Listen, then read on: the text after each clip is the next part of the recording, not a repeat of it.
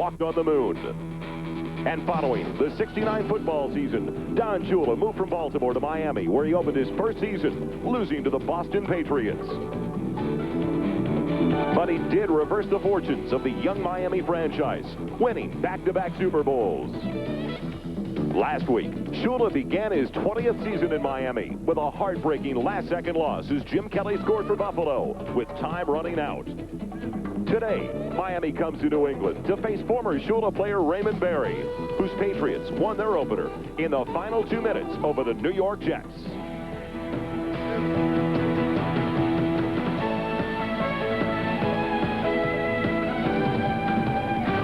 NBC Sports presents the National Football League. Today, it's the Miami Dolphins versus the New England Patriots. It's a cool, damp day in New England, and it rained most of yesterday, so the track will be a slippery one in Foxborough today. Good afternoon, everybody, and welcome to Sullivan Stadium. Along with Paul McGuire, I'm Joel Myers, and today the Patriots try to make it 2 in a row, while the Dolphins, well, Paul, they're trying to bounce back from a devastating loss last Sunday, and they'll have to do it without their starting 2 inside linebackers from last year, Mark Brown, and the quarterback of their defense last year, John Offerdahl. Joel, I can understand why Mark Brown is not here. He's negotiating a new contract. On the other hand, John Offerdahl is in the option year of his contract. He is being fined $1,500 a day, and I don't know how you make that up. The last preseason game of the year, the Buffalo Bills played Atlanta. On the plane ride back, Jim Kelly came up to me after the game and said, next week we play Miami. Did Offerdahl sign today? I said, no. He said, I hope he stays out until the end of the season because they are not as good on defense with Offerdahl in there. He is their captain, he is their leader, and he needs to be here. The New England Patriots come in today with a 7-game winning streak over the Miami Dolphins. And, Paul, is that a huge psychological advantage for Raymond Berry's squad? I think it is. You know, before Miami controlled New England, and when they did that, New England thought, well, we have been jinxed. We can't beat Miami no matter what we do. Now that they've won 7 straight, New England feels, hey, it's not that we have a jinx on Miami, it's that we are a better football team than Miami Dolphins are. The teacher's on your left, the student on your right, Don Shula, former coach of the Baltimore Colts when Raymond Berry was his gifted wide receiver. Berry played for Shula from the 63 through 67 seasons, the final 5 years of Raymond Berry's career. Hampton and Logan back deep, waiting for the opening kickoff. From the Patriots, Greg Davis. We're just about underway from New England. Good to have you with us in Foxborough. Not quite a sellout on this cool overcast day, and here we go. The Dolphins ready to receive. It'll be Troy Stratford at the 2. And it's Hampton. Hampton across the 25. He's up to the 29-yard line. A 27-yard return brought down by the reserve cornerback, Eric Coleman. Offensive line for the Miami Dolphins today. Dellenbach is going to start at the left tackle position. His replacement will be the rookie from Ohio State at the center spot, Ulenake. In the backfield with Marino, it's Stratford, Brown, the wide receivers Clayton and Duper, and the tight end, Farrell Edmonds, is coming off a great rookie season. When they go to the 4 wide receiver alignment, Jensen will be in the backfield. Stratford, one of the slots, Andre Brown, the other slot. And it appears that Sammy Smith is getting the start. Sammy Smith getting the start as the tailback, his first career carry, and a big one at that. Sammy Smith looking like the back we saw last week. Paul John L. Williams all the way across the midfield stripe, a 21-yard gain. Joel, now this play is designed to go to the right of the Miami offensive line. But when Sammy Smith gets the ball, he sees that the hole is not there, and he will cut it back to his left. He is 6'2", 225 pounds. Watch this. Brown is out in front blocking. He doesn't have to worry about blocking. Brent Williams, number 96, misses the tackle, and then you see the strength and the speed of Sammy Smith. It's been a long time since the Dolphins had a running attack. Here's the young man they're hoping that will bring it all back to them. Smith is the lone one in the backfield with Clayton in motion. Counter to Smith. Still on his feet. He is so tough to bring down, gets 3 yards on the carry down to the 47. Let's look now at the New England Patriots defensive starting unit today. Their front 7 has Sims, Godin, Williams. The linebackers, Jordan, Reynolds, Rembert, and McGrew. And in the secondary, one of the best secondaries in the AFC. Hurst is getting the start today due to the injury to McSwain. Claiborne, James, and Marion, Paul, they've been together a long, long time. And they know what each other does. And with McSwain in there, I think they would be a little bit better. Smith takes a breather. Tom Brown and Troy Stratford split in the backfield behind Marino on 2nd and 7 from the 47. Out of the hands of Brown. It's incomplete. The big hit applied by the inside linebacker, Ed Reynolds. It'll bring up 3rd and 7. Some of the keys today for the Miami Dolphins, well, they've had great pass blocking for a number of years now for Dan Marino. They have that NFL record of 13 straight games without a sack of Marino. On the other side, though, Paul, a super balanced attack last week for the New England Patriots in that win over the New York Jets. And the key matchup, Marino picking on that rookie cornerback. They've got to get to Marino. They've got to hurry him. They may not sack him, but they have to hurry him. And for the Dolphins defensively today, they've got to stop the running attack of John Stevens and the New England Patriots. 3rd and 7. The ball at the Patriots' 47-yard line with Marino working out of the shotgun, 4 wide receivers, and Jensen in the backfield. He's got Andre Brown for a first down to the 32-yard line. Eric Coleman, the dime package in there, is the extra defensive back making the hit. A 13-yard completion. Now, you mentioned one thing, getting in Marino's face. Talked to Tom Flores, who coached the Raiders, and this is the one coach that Shula could not beat, was Flores. And Flores said, we never really tried to sack Marino. Our job was to get into his face and make him hurry a pass. Then he'll make a mistake. But to think that you're going to get to him with his strong release, a quick release, it's almost impossible. 1st and 10 for the Dolphins. Outside of the Patriots, 32-yard line with Clayton in motion. Smith on the give. Again, he breaks the initial tackle. He's got another first down inside the 20 to the New England 18-yard line. You can't get him with the first one, Paul. He just ran out of the arms of Kenneth Sims. You know, New England Patriots facing the Dolphins the last 7 times have not seen a running back like Sammy Smith. He just does not stop. His legs never stop. The play here, you're going to see Sims 77 come up. Now watch, he gets him here. He has him in the backfield, but he didn't wrap his arms around him. When Sammy Smith saw this, he just broke to the outside, and you can see the speed that he has when he outran McGrew. Smith gets a break. They bring back in Troy Stratford in his 3rd year out of Boston College. He lines up in the I behind Tom Brown. 1st and 10 for the Dolphins. Outside of the Patriots 18. It's Stratford to the 15-yard line. Did you like Shula's comment yesterday? Well, we may play Sammy Smith.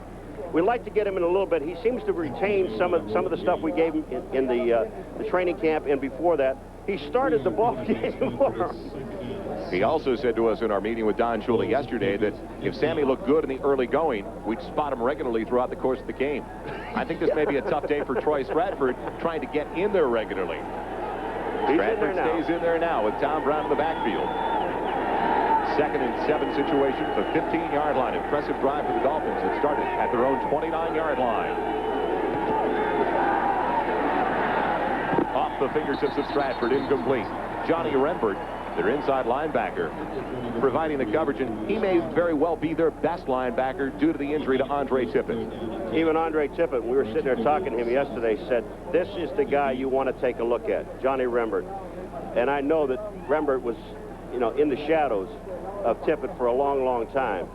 But they found out that, of course, the Patriots knew it, but other people that they play are going to realize that this is a great linebacker. They bring in their dime package, 2 extra defensive backs, so 6 in the secondary. On 3rd and a long 7 from the 15-yard line. Better cover Jensen. Jensen's the one in the backfield, flanking Dan Marino out of the shotgun. Into the end zone. Clayton's got it. Touchdown, Miami. A 15-yard completion from Marino to Clayton, and the Dolphins are on the board on their opening drive of the day. Joel, I thought for a moment that Marino was going to throw the ball to Jensen because Jensen had beaten the linebacker and he was wide open. But when he looked downfield, he had Clayton wide open. In the middle of the field, you're going to see Jensen come open. There he is open there. But take a look at where Marino throws the ball. There's just no chance for the defensive secondary, Rodney Rice, number 43, to get there. It's the 39th straight game with a catch for Mark Clayton, a Miami Dolphin record. Pete Stoyanovich in for the extra point try. The Dolphins driving it. 81 yards. Make that 71 yards. They're on the board. We'll be right back to Foxborough with Miami leading New England in the early going. Didn't take long for the Miami Dolphins to get on the board. Only 3 minutes and 29 seconds into the first quarter. I'm Joel Myers along with Paul McGuire. Welcome back to Sullivan Stadium in Foxborough, Massachusetts. And Paul, the key to that drive was the running of Sammy Smith. He set it all up. And Sammy Smith, both big runs that he had, he was stopped really at the line of scrimmage or in the backfield. But with his strength and speed, it gives a whole new light to Miami offense. 39 straight now for Mark Clayton, coming off a brilliant campaign. Last year, he caught 86 passes, a Dolphin record. Sammy Martin back deep along with the rookie Rodney Rice for the Patriots as Stoyanovich gets into it and booms away a beauty. It'll be taken to the goal line by Martin. Spun down, crossing the 25. He's down at the 26-yard line. So that's where the Patriots will get it for the first time today. Defensively, it was Brett Kahn, number 60. Offensively for New England, offensive line has Mike Babb in the middle, a former member of the Cleveland Browns, and a very, very good center. In the backfield, Stevens and Perryman, the starting tailback and fullback. Morgan, Jones, the wide receivers, and the big tight end is Lynn Dawson. Now, when the Patriots go to their 4 wideout alignment, they'll bring in Hartley Dykes, the rookie from Oklahoma State, and the always dangerous Irving Fryer. John Stevens. A single set as they go with 3 wideouts on 1st and 10 from their own 26-yard line. Gain of a couple by Stevens, the second-year man out of Northwestern Louisiana State. Washington with an outstanding start today against the Philadelphia Eagles, the team we saw last week, Paul. Looked so impressive against the Seattle Seahawks. Dallas and New Orleans already on the board as well. Their games with Atlanta and Green Bay. Pick up of a yard to the 27-yard line. Will be second down and 9 for the Patriots offense. Tony Eason in a passing situation on 2nd and 8 from his own 28-yard line.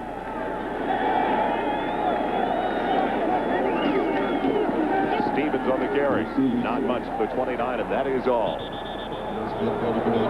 Defensively, let's look at the starting alignment for the Miami Dolphins. The front 3 they went with last year is back again this year, led by T.J. Turner, Sauget, and Cross. The linebackers, Graff, Aarons, Clark, and Hugh Green. Graff, the youngster of that group, in his 3rd year. And in the secondary, Langford, Oliver, along with Judson and Williams.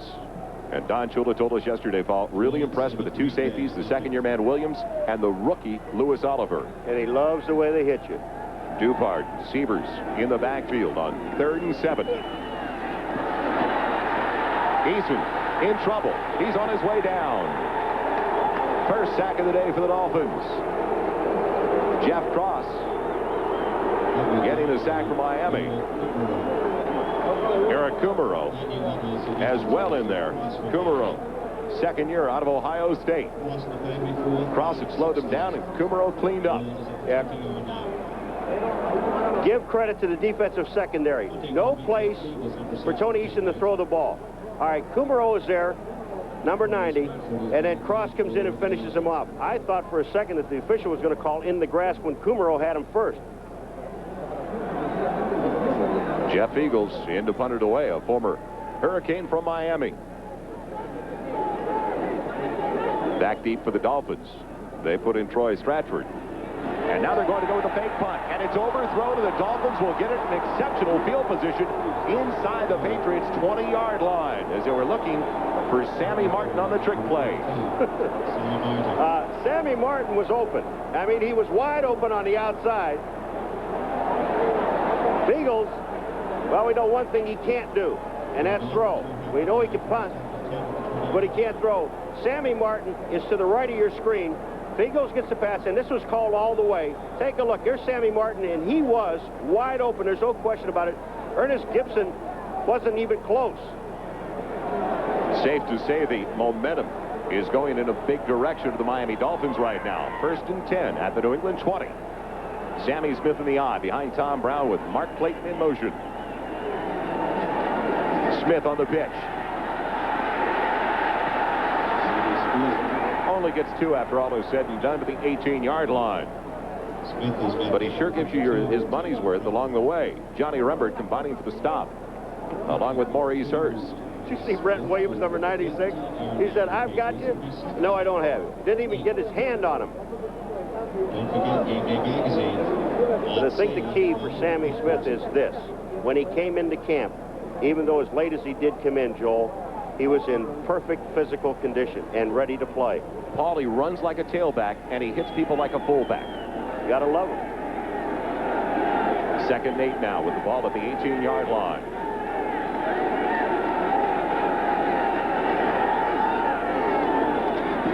The delay to Sammy Smith. Not much this time. Near the 16, and that is all. For a gain of 2 more, wrapped up by Ed Reynolds, the inside linebacker from Virginia in his 7th season. The Dolphin offensive attack has been missing a ground game for a long, long time now. And what a dangerous situation it would be for Miami for their offense if they had Marino's passing with a better-than-average running attack. Well, they've got that running attack now. Now, again, Sammy Smith he just knows a few plays. If you look at the plays that were called for him, they were basically 2 off-tackle plays that he's turned into good yardage. 3rd and a long 6, close to 7. Jensen, the only one to the backfield. Marino working with 4 wide receivers out of the shotgun. He goes over the middle. He's got the tight end. Actually, Jensen out of the backfield. Touchdown, Miami. Joel, on the last touchdown play to Clayton, he had Jensen open again. Now, he beats Rembert for the 2nd time. And he had to come back and tell Marino, and they saw it from upstairs, that I can handle Rembert, I can get inside, I can get outside on him. It doesn't make any difference because they're trying to cover me one-on-one. Now, here's Jensen, number 11. Watch the move he makes on Rembert. Rembert's waiting for him to go inside. He just jukes him outside, and then comes right back in. Touchdown. Just like you draw it up. Stoyanovich in for the extra point try. Right through the middle. The fans in Foxborough stunned by the developments. 7:45 left in the 1st quarter, and the Dolphins ahead by 14. Michelob. One taste will tell you why the night belongs to Michelob. By today's Chevrolet, who invites you to see why nobody's winning like the heartbeat of America. And by Levi's 505 and 506 jeans.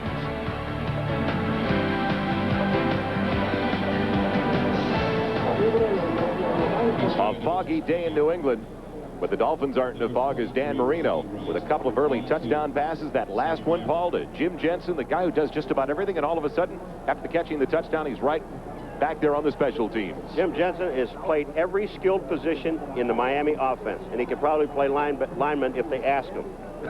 And I know he would. Sammy Martin back deep once again, waiting for the kickoff from Stoyanovich, along with Rodney Rice. 7:45 left in the 1st quarter, and the Dolphins lead it by 14. It'll be Martin at the 4.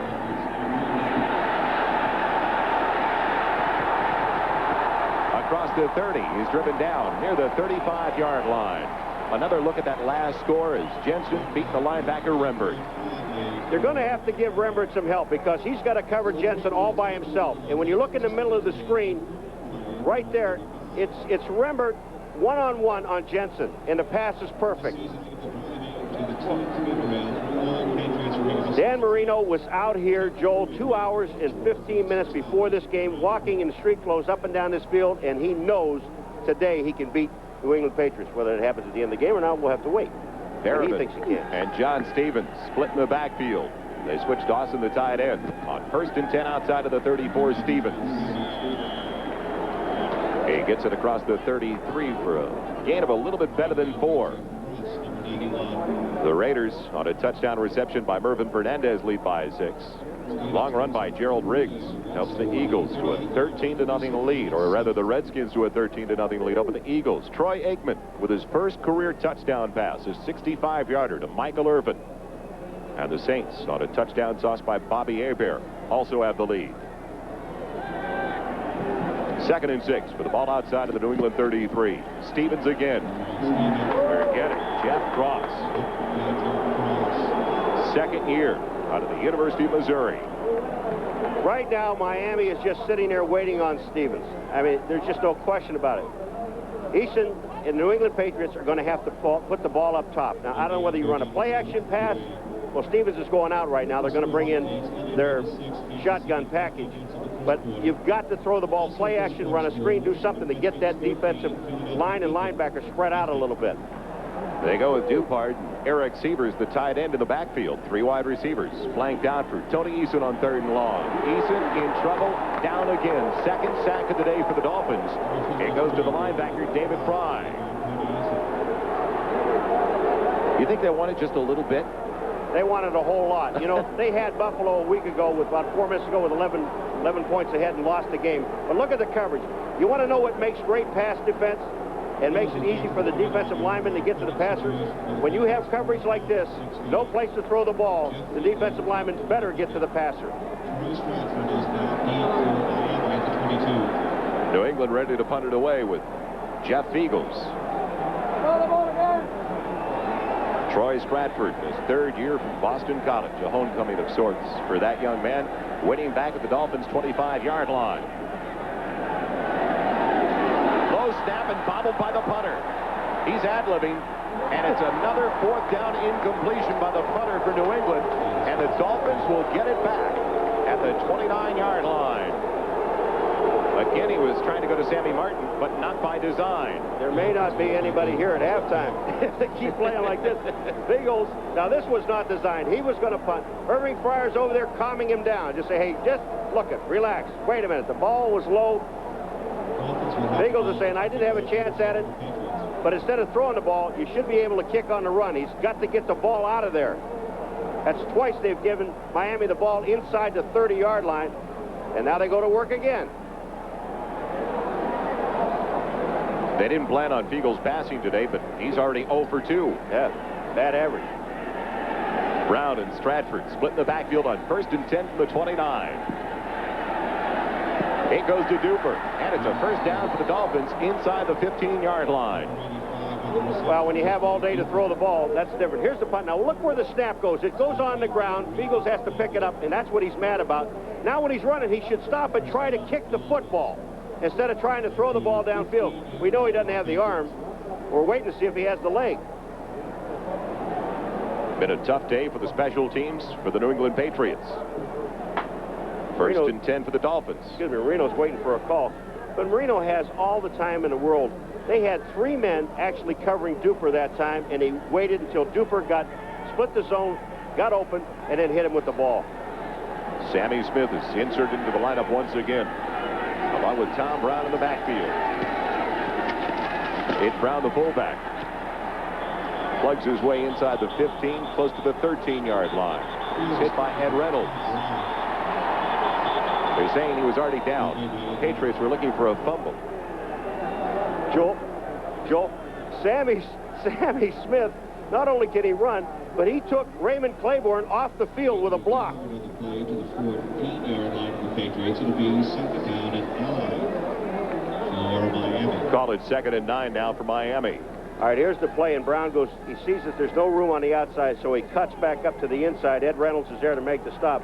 Brown is down. They're just wrestling the ball away. Whistle had blown. Marino 4 for 6 so far for 58 yards and 2 touchdown tosses. He's got 199 on his career now. Marino into the corner for Smith. Threw it away with pressure. And pressure coming from Kenneth Sims. On the incompletion, 3rd down and 9 from the 14. Hurst is out there, and that's Clayton, number 83, coming in. He runs a post corner, and look at Hurst's coverage. There's just no place for Marino to throw the ball, but watch where he throws it. Joel, out of bounds. Waste the play. Let's at least come away with 3. He's looking at 7. Again, he was working on the rookie cornerback who's getting his first career start today, Maurice Hurst out of Southern. But again, he has all that time to have a wide receiver run a post and a corner. 3rd and 9. The ball just inside the 15. Jensen flanking Marino in the shotgun. They scored on a similar situation. Going to Jensen on 3rd down. In the end zone for Duper. And it's out of bounds. That time, Raymond Claiborne was providing the coverage. Have you ever seen a quicker release from any quarterback than Dan Marino? Not at all, and that's why I'm saying you don't try to sack him, just get into his face and rush him. But take a look where this ball is thrown. The only person that has a chance, even though Claiborne is there, number 26, the only guy that had a chance to catch the ball was Duper. Unfortunately, he was out of the end zone. Dolphins will try to go up by 17. Good start today for Dan Marino. Stoyanovich out of the hold of Scott Secules. He'll try a 31-yard field goal attempt.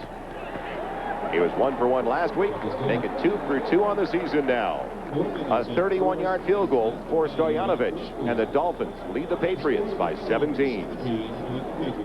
Last week, it was the New England Patriots that scored on their first 3 possessions of the game.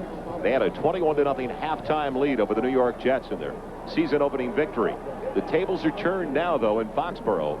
The Dolphins just got a 31-yard field goal from Pete Stoyanovich. And now, Paul, the first 3 times Miami touches the ball, they get points on the board. Isn't it amazing how well defenses play when you're up 14 and then up 17 points? We'll see it in this drive here. New England has to throw the football. Martin and Rice. Back deep, it'll be Sammy Martin at the goal line. He's dragged down across the 25 by J.B. Brown, the reserve cornerback. At the 27-yard line, other scores around the NFL. The Chiefs have taken the lead over the Raiders in Kansas City. Another touchdown for the Washington Redskins. They are booing Eason. New Orleans, 2 touchdowns in the early going with a 14-0 lead over Green Bay. Well, what was it John Hanna said, we were told just a few weeks back? If you took the talents of Tony Eason with the heart of Doug Flutie, you'd have a great quarterback. I'm glad you said it. 1st and 10 outside of the 26 for New England. They're down by 17. Play action. Wide open Morgan. First down to the midfield strike. 23-yard gain to Stanley Morgan. 2 things happen. When you run play action, it holds the linebackers. That's 1, and it slows down the rush of the defense. Now here comes Stanley Morgan on Langford. Now Langford is looking for some help on the inside. He does not get it. Stanley Morgan picks up the first downer at the 50-yard line.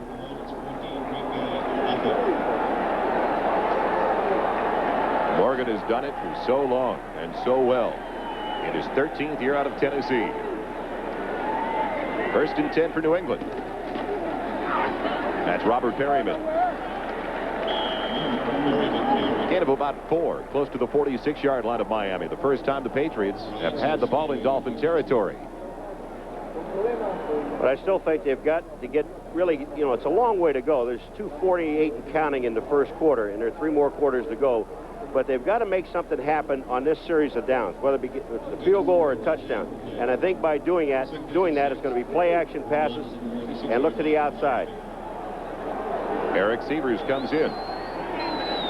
Irving Pryor in for the first time as well. He's in the slot. 2nd and 6. Thrown away by Eason. And the Blues will cascade down once again. Paul, they start the year with 4 quarterbacks. Inactive today is their 4th quarterback, Mark Wilson. But Ray Berry was telling us yesterday, he looks back to what happened to Cleveland last year. They had to go to their bullpen. That's right. This defensive secondary does a great job. But take a look at the blocking. Now, when you take a look at it, Eason, they're on Soche here. There's no problem with the blocking. Babb's got him along with Farrell. But the thing about it is that the coverage was so great downfield that Eason had to throw the ball away. He did the smart thing. Big 3rd down. Very critical one, even though there's still 2:23 left of the first. 3rd, the long 6. Eason over the middle and out of the hands of Pryor. And after what we saw in practice yesterday with Irving Pryor not dropping a punt out of the machine they use here at Sullivan Stadium, hard to believe he couldn't hang on to that one. There's some heat on the ball. The ball was high, but if you hit your hands, take a look at, here comes the secondary's covered. That's Rodney Thomas, number 24. But look at that ball is hits Irving Pryor right in the hands, should not drop it. You think he's going to punt or pass? 0 for 2. I think he'll try the other way. It's a low snap again as Stratford waits for the Dolphins. Eagles hits the Bronx cheer on that one. taken to the 7. It rained all day yesterday. Sloppy footing today in New England. We'll be right back to Foxborough with the Dolphins in control. You know, Joe, you said in the opening it was a slippery track. Watch this. Troy Stratford. Now, it rained yesterday. It didn't rain this morning. They didn't vacuum the track. Look at his feet. That's water shooting up, folks. That Dolphin would have done well with flippers that last time. 1st and 10 to 16 for Miami. They've got a 17-point lead. Marino with time again to his big tight end, Farrell Edmonds. He's across the 40, near the 41-yard line, working the strong safety, Roland James. Edmonds coming off a brilliant rookie campaign. He caught 33 last season. That was good for 25 yards. Would you say he was open or wide open? Just a little. I'm telling you, now, the only guy that was close to him was Roland James. Fred Marion, the other safety, came over to help. I don't know who was supposed to be covering him. I know it couldn't be just a linebacker unless James got caught up in the crossing patterns. 1st and 10 for the Dolphins again, this time at their own 40-yard line. They come out in the eye with Sammy Smith and Tom Brown. Mark Clayton in motion. Smith won't get away this time. Brent Williams, defensive right tackle, getting up and hanging on for the New England Patriots. Well, that time, Sammy Smith did a little bit too much of the dancing. And that's probably not having the confidence in the offensive line. Not saying that the offensive line, they're not doing the job, Joe, but he hadn't been back there with these guys and knowing what they're going to do. You've got to have confidence in the line. You've got to go where the hole is designed. If it's totally closed, then you can make some moves. Loss of 2. Brings up 2nd and 12 back at the 38-yard line. They stay with Smith and Brown. It goes to Clayton. What would you call that, a Kentucky two-step? He's down to the 40-yard line. Tim Jordan and Ed Reynolds, the two linebackers, collaborating to get Clayton. First, the pass was short. All right. And then Clayton, they converged on Clayton. There was no place to go. And after he got done doing that two-step, he decided, I better pick up 2 or 3 yards that I could possibly get. New England going to their dime package, 6 defensive backs, and they also bring in Gary Jeter, their pass rushing specialist, a Plan B free agent signing from the Los Angeles Rams. Jim Jensen, the only one in the backfield with Marino. Stratford enters the game as well. He's a slot man. It appears that Marino is audibilizing now. On 3rd and a little bit better than 9. Flags up in the air as Marino throws it away. This is how you get to Marino. Sims is there. He's in his face. You're not going to sack him. I talked to Andre Tippett yesterday about sacking Marino. He said, you know, I got to him twice in one game, which has got to be a league record in the National Football League. He said, but it's almost impossible. Illegal motion. Offense. Number 65. Penalty is declined. 4th down. All right, Kenneth Sims, number 77, and now he's going to come in, and he's the guy that's going to put the pressure on Marino. He sees Rembert coming in from the left side, but Sims is the guy that was actually in his face, and you force him to throw the ball away. Reggie Roby with his first punt of the afternoon with 19 seconds left in the first quarter. Irving Fryer waiting for the Patriots at the 16-yard line. Roby wobbles out a line drive. He takes a Dolphin hop. And a good bounce for Miami now. Inside the 10-yard line is where the Patriots will get it. Much better in the pass, huh? Reggie knows what to do with it when it comes back there. Reggie Roby, one of the best punters in the NFL. That was good from 50 yards, about 30 through the air, and another 20 on the roll. He only had 1 punt blocked in his entire career as Roby. And it's his 7th season now out of the University of Florida. That only block came back in his rookie campaign. He's also the only punter in the league that wears a watch, which I like. You know, in case he has to make a phone call or something, he knows what time it is at all times. As a former punter, Paul, did you try to angle it out of bounds? Did you ever alter your position in the backfield when you were punting the ball and trying to get it in the 10-yard, inside the 10-yard line? Always, but with Reggie Roby, he can get the ball up to hang time to get coverage down there. First and 10 for Eason of the Patriots. Wide open over the middle. Stanley Morgan again. It's a first down for the Patriots on the 17-yard reception to the 27, near the 28-yard line. That'll be the final play of the first quarter. And what a quarter it was for Miami. At Sullivan Stadium, the Dolphins on top by 17. Well, what did he say? He said has a 17-0 lead over the New England Patriots. And welcome back once again, Joel Myers, along with Paul McGuire. Don Shula said to us yesterday, the worst regular season setback he's ever experienced. We really didn't know how they respond today, Paul. He thought his team would respond very well. He said they took it hard, but they pointed out all the good points in the game against Buffalo a week ago, and they're proving it today. One of the classiest gentlemen of the game, Don Shula, in his 27th season as a head coach, his 20th with the Miami Dolphins. He's in the final year of his contract, but I don't think there's any doubt, Paul, that he'll always be in Miami. I would think so. Eason on first and 10 to the tight end Dawson. That's his first completion of the year to a tight end. Flag down in the play. They're close to the first down marker. They did not go to the tight end once last week in the 15 completions by Eason.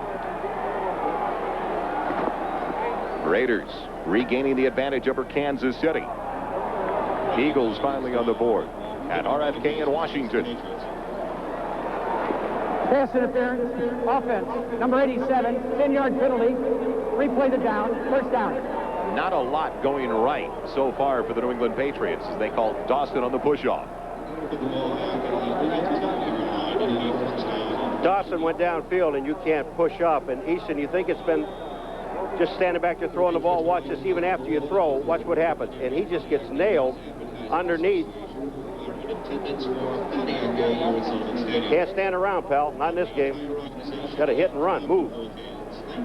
Like first and 20 now. Like a boxer, you know. Throw it and get out of there. I know you're quick on your feet. Oh, yeah. First and 20 with the ball at the 18-yard line. Irving Pryor in the contest in motion. Eason had to hurry it. He goes to Morgan. He's out of bounds across the 27. Gain of close to 10. See, what I like about that play is that, all right, you got penalized. Now it's first and 20. Get half of it back. Don't try to get it all. The Dolphins dominated the first 15 minutes of play, and the numbers indicate that. 131 yards to only 51 for New England. What really stands out, though, 44 yards on the ground. You bet, and that's Sammy Smith. Ball at second and 11 now. With the ball outside of the Patriots' own 27-yard line. Stevens, the only one in the backfield. Pryor in motion. Eason with all day. Dumps it for Sievers across the 30. He's got it to the 32-yard line. Gain of 5 on the reception. Dave Aarons, the linebacker, coming up, applying the hit for Miami. When you look at Eason, and not like Marino. Marino will stand in there. He has the confidence in his offensive line and also in his arms. Eason, you look at his feet, they're moving all the time. Happy feet? You bet he's got them. Eason is now 4 of 6 for 53 yards in receptions. Losi Tutupu, former Trojan from USC, in the backfield for the first time. Eason working out of the shotgun on third. Throwing it away, and it's dropped by Lewis Oliver, the free safety, who should have been able to come up with the interception. That's not the way you want to throw it away. Although he's looking downfield like his receiver Morgan turned in when he wanted him to go to the sideline. Well, they're blaming Eason, but the problem is that they had a free linebacker, and I think it was Fry, number 53, coming right up the middle, and Eason had to get rid of the football. Now, when you're throwing downfield, Stanley Morgan, he was looking for Stanley, but he had to throw the ball away. The problem is he threw it to the wrong man, which is Oliver, who dropped the ball, and that's another reason why Oliver's on defense and not a receiver. Beagles into punt.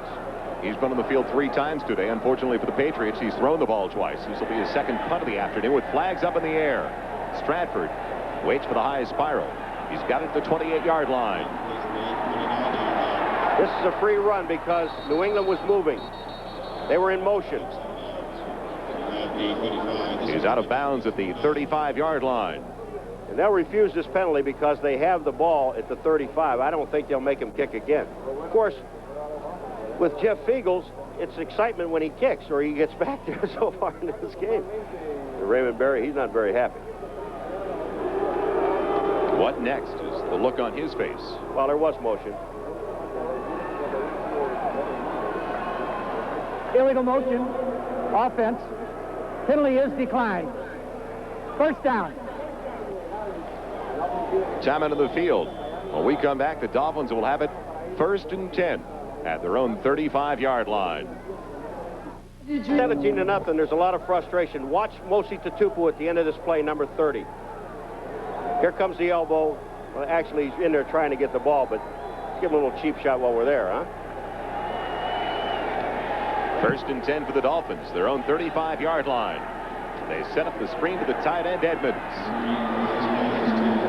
He's got 5 on the reception. It'll bring up 2nd and 5 from the 40-yard line.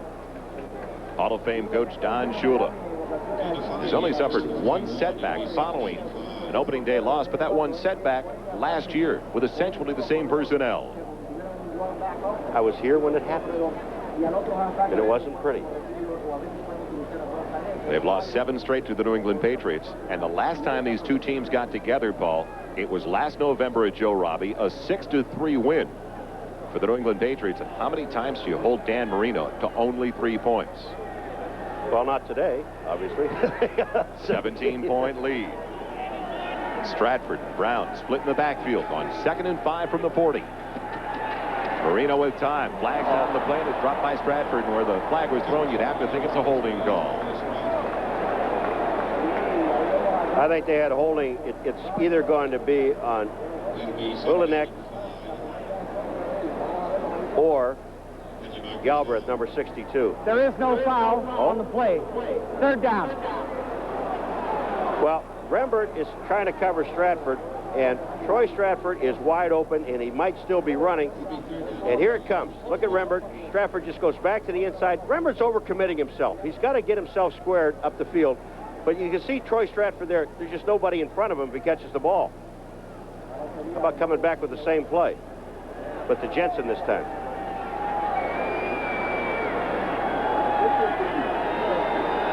Jeter in there with a pass rush. 4 wide receivers for Miami. 3rd and 5. The Dolphins with it at their own 40-yard line. Jensen, the lone one in the backfield. Rembert, the linebacker, showing the blitz. He doesn't come, though. Marino has Clayton. The Dolphins have a 1st down and then some inside New England territory. The Patriots' 44-yard line. Brought down by Marion and Maurice Hurst. The Raiders by 3 over the Chiefs in Kansas City. A 13-point lead for the Redskins. Bengals by 7 in the early going.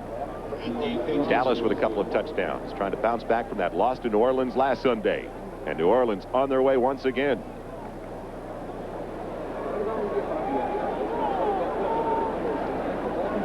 And Joel Marino is throwing the ball as well as I've seen him throw it. 1st and 10 to the 44. Marino now 8 of 14 for 107 yards. He sends Clayton in motion. The pitch to the opposite side to Smith. And Smith does a good job to get a yard out of the play. Tripped up by Johnny Rembert. Let's go to Bob Costas now for an update in NFL Live. All right, Joel. Jay Schrader, injured for the Raiders a week ago, comes back, and at KC, first he hits Mervin Fernandez for a touchdown. This one 3 yards to Trey Junkin. They missed one of the extra points, but it's Raiders 13, Chiefs 10 in the 2nd quarter. By the way, Joel, I'm sure your association with Paul has proved most educational. Unfortunately, Bob, you're accurate. 11 minutes left in the 1st half. 2nd and 9 now. The ball to the 43. Brown in the backfield with Lorenzo Hampton. Marino, one duper. And it's batted away by Hurst. They go after that rookie cornerback once again with flags down in the play.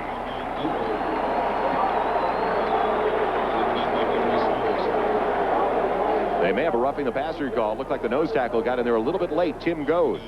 Tim Goad, number 72, hit Marino after he threw the ball. But again, Personal foul, roughing the passer, defense. Number 72, 15 yards, first down. The thing about it is, you're hitting him afterwards. And you can't do that, and they're not getting close to him. Give credit to the Miami offensive line. They are really doing a job. Now, here's Marino going back. Tim Gold is the guy that's going to end up number 72, but watch when he hits him. The ball is gone. Now he hits Marino. Give the credit to the offensive line. They are doing a job, and look at Duper. You could have called anything down here. But again, each guy has as much right to the ball when it's in the air. 1st and 10 now at the 28-yard line of New England. Miami by 17. The counter to Stratford. Inside the 20 to the 19-yard line. Short the first down marker by about a yard. Tripped up by Maurice Hurst. The right guard and right tackle, Galbraith and Ronnie Lee, just get super blocks, and that's where that hole is. And Ulenik is at the center, and they're not worried about it. Even though this young man is in there, they feel that he can hold the position. Take a look to the left of the screen, and you'll see the blocking. Brown comes in, he seals off. He gets a great block on Rembert, number 36 Brown, and they've got 2nd and 2. Double tight end set as they bring in Brian Kinchin to join Farrell Edmonds. Stratford going for the first down. Has it? He's got it to the 17-yard line. Williams and Goad combining for the stop, but a gain of 2 for Troy Stratford. One of the biggest problems, Joel, that Miami's had in the past is with Marino. They score so quickly that the defense is on the field. Defense couldn't hold teams. You know, yeah, they're missing a couple of linebackers, but you wouldn't know it today. And that makes someone come back to camp very quickly. 4 on the defensive front now as they bring in the extra defensive end. It's Milford Hodge this time, not Gary Jeter, on 1st and 10. At the Patriots 17. Brown and Stratford stay in the backfield. It's Stratford. Does a good job to get inside the 15 near the 13-yard line. Sammy Smith makes Stratford a better runner? You bet he does. You know, but as it comes to the question of whether you're going to lose your job or not, you seem to run a lot better. I really like what I see from Tom Brown in the early going as well, Paul, and he's a great story. He's missed the first 2 years of his career due to injuries, but Don Shula told us yesterday he's not a speed burner by any means, but he'll hit people, he'll knock people down. He's a sound, fundamental player. And made 2 important catches last week when they needed him. 2nd and 7. Stratford taking it inside the 15 to the 14-yard line. Short of the first down by a couple of yards. You know, that time, Brown really didn't block anybody. But what he did is he took Rembert out of the middle so Stratford could cut back, because Rembert figures if they're going to run the ball with Stratford, he's going to be following Brown. Let me get where Brown is. When he did it that time, Stratford cut back to the inside.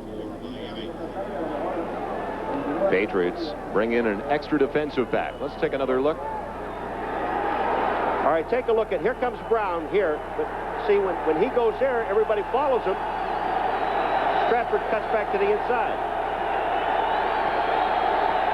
3rd and close to 3 with the ball at the 10. Marino to a wide open Jim Jensen. Touchdown, Miami. Joel, that's number 200 for Dan Marino. But Joel, I'm telling you, you want to see a move that Jensen puts on Rembert? It was unbelievable. He faked to go inside because he had done it 3 times in a row and went to the outside, and there was absolutely no one there. Watch Jensen. He'll go down. He'll take Rembert to the inside. Now watch Rembert. He turns completely around, and there's Jensen. All you have to do is catch the ball. I mean, it was incredible. Stojanovic out of the hold of Scott Seacules as Marino celebrates the touchdown. The Dolphins with their 3rd touchdown of the day. Stojanovic perfect on the extra point. And Miami continues to roll in New England. 7 minutes and 45 seconds left of the first half, and Miami is now on top by 24.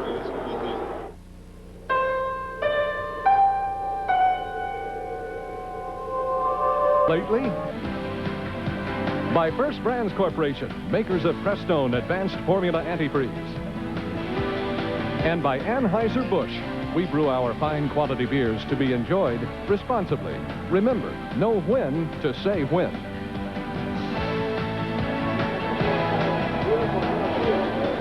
It's a foggy day in New England, and the Patriots definitely in a fog with 7:45 left in the first half. Stoyanovich ready to get into it. Sammy Martin and Rodney Rice. Must feel like it's a track meet back there. Rice will get his first try of the day from the 2. Spun down at the 20, and it looked like a face mask. In the process with flags down on the play. Andre Brown may have gotten his hand up around the face mask of the return man, Rodney Rice. I believe that is the call.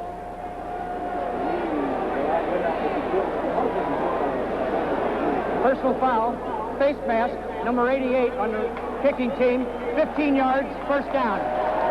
It'll go against Ryan Kinchin, who tied in. You're not a happy person. They're booing Easton again. Woo. If you've just joined us, Raymond Berry took a big gamble very early in the game with the ball at his own 20-yard line, ready to punt it away. He tried a fake punt. Spiegel's through, incomplete, going for Sammy Martin. 1st and 10, quick one to Morgan. Near the first down marker at the 45, near the 46-yard line. Other scores around the NFL. A tussle going on in Kansas City as the Jets get on the board first at Cleveland. Another touchdown for the Redskins as they're rolling up right now on the Eagles. He's on the 45-yard line of the Patriots. It's going to be second down. Less than a yard to go. Pittsburgh trying to rebound from a 51-0 setback last week to the Browns. That is more devastating than the 27-24 loss that Miami suffered last week. 2nd and a yard. Stevens on the carry. And he gets just enough of that first down as he lunges ahead the 48-yard line. Brought down by the inside linebacker, Greg Clark. With that last reception by Stanley Morgan, his 4th catch of the day for 60 yards, he has just exceeded the 10,000-yard mark. Career receiving yards. You notice they kind of gave Marino the ball, but Stanley Morgan, I don't think they're going to stop it here. They got a little drive going. They need some momentum. 6 minutes, 15 seconds left in the first half. Miami leads it 24-0. 1st and 10 for the Patriots at their own 48. Eason finds some time. He's got all day. And now finally, he's wrapped up around the ankles by Jeff Cross. Good coverage in the secondary, though, when your quarterback has that much time. Joel, they're booing Easton, but I'm going to tell you what he did. There was just no place to throw the football, even though he had the time. Give credit to the defensive secondary of Miami and also to Cross and the defensive linemen because they could have stayed in there and let Easton run around, but they chased him and forced him into the sack. They're booing Easton, but it's better to eat the ball than to throw an interception. The only other good thing he could have done was throwing the ball out of bounds and throwing it downfield where no one could catch the ball. But they're booing him because he got sacked and he did have time to throw it. But you've got to have someone to throw the ball to. Loss of 3 on the sack, back to the 45, bringing up 2nd and 13. Thrown into the ground, looking for Fryer, who is double covered. Well, when talking to people in New England over the last couple of days, Paul, they said that Eason at times doesn't look off his primary early enough. Well, that time he was going to throw the ball to Fryer, and the only problem is that when Irving Fryer went down, Hugh Green and Greg Clark, the 2 linebackers, met him, and he had no place to go, and then he throws into double coverage. They have a right to boo him. There's the backup, Doug Flutie. Now, when Easton goes back, he looks right first. Now he comes to Fryer. Now, when you see Fryer, first of all, the ball's thrown into the ground because he can't catch it. But look at their 2 linebackers sitting on Fryer. Out of the shotgun, it's 3rd and 13. Finds Severs. Gets the first down as he breaks the initial tackle. Inside the 40, down to the Miami 37. An 18-yard completion. Ah, they love him again.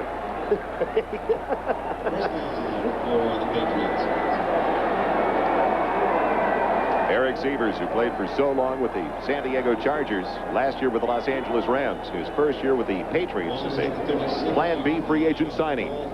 And the crowd's going crazy over first down.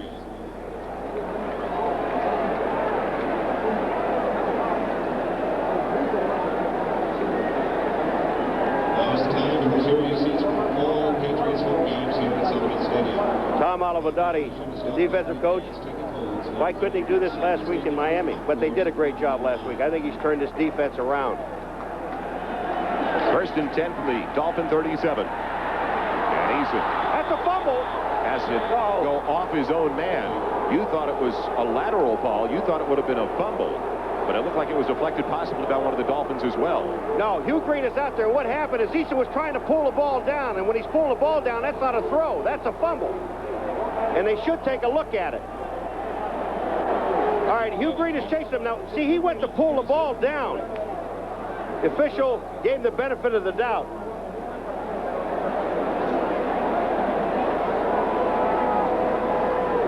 Think he's got happy feet now? He's been rolling out of the pocket regularly and not by design. No. 2nd and 10 from the 37. 3 wide receivers working out of the shotgun. Stanley Morgan with his 5th catch of the day inside the 20 for a New England first down to the Dolphins' 18-yard line. They are playing zone defense in the Miami secondary, and Stanley Morgan just hooks up. Watch what he does. He comes downfield. Now he's going to cut back to the inside. Paul Langford is going to release him in there, and look at Stanley Morgan. Gets beyond the defensive back, which is Jarvis Williams, number 26, the safety. That was a super pass. 3 minutes and 47 seconds left in the first half. The other quarterback, Steve Grogan, who sends in the plays for the New England Patriots. 1st and 10 from the 18. In the end zone, intercepted by Miami. Paul Langford with the interception. They were going for Cedric Jones.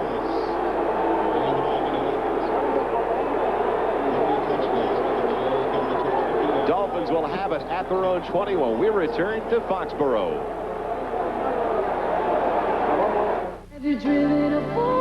Now, during the official... Don't throw the ball up for grabs. Watch Langford. Cedric Jones is there. Langford just makes an excellent play. Now, that is man-to-man coverage. 1st and 10 for the Dolphins at their own 20. Tom Brown with the carry for only a yard. And while we were away, Paul, they were chanting Flutie in the background. They want a quarterback change already in New England. Well, I looked over there, and he's not throwing, so that means he's not coming in right now. You may see him at the half. That was the first time that Eason had looked for Cedric Jones. Dan Marino becoming the record holder now as the earliest to reach the 200 club. Johnny Unitas, the previous record holder in 121 games. Marino in his 89th career start today. 2nd and 9. It's Jensen close to the first down. When in doubt, when in trouble, look for number 11. Now they've got an inside linebacker, Vincent Brown, is supposed to be covering. All Jensen does is delays here. Watch what he does. He'll come down the line of scrimmage, and he'll wait for a second until it's cleared out, and then he comes underneath the linebackers. There's Rembert making a tackle from the other side, but Vincent Brown, number 59, was supposed to have had him. John Shula told us yesterday they didn't really think of Jensen that much as a wide receiver until last year, and all of a sudden, 58 catches. He does everything so well. He's the wingman on the hip of the tight end. He goes in motion on 3rd and short. First down into the secondary. Stratford with flags down in the play at the 45-yard line. You're going to have holding. Roy Foster almost ran off the field. He said, no, no, no. If you're calling on me, it's no, no, no. You look like a running back getting out of there. He is really upset, Foster. Holding, offense, number 61, 10-yard penalty, repeat the down, 3rd down. No wonder he looked like a dancing bear after the play. All right, there's Roy Foster, and now he's the left guard, and he said, no, no, no. The left guard, you're right on the screen from the center. Now here it comes. He pulls out, and that's Marion. He grabbed him. He grabbed Marion. There's just no question about it. He wrapped his arms around him. You're allowed to get your arms in his chest.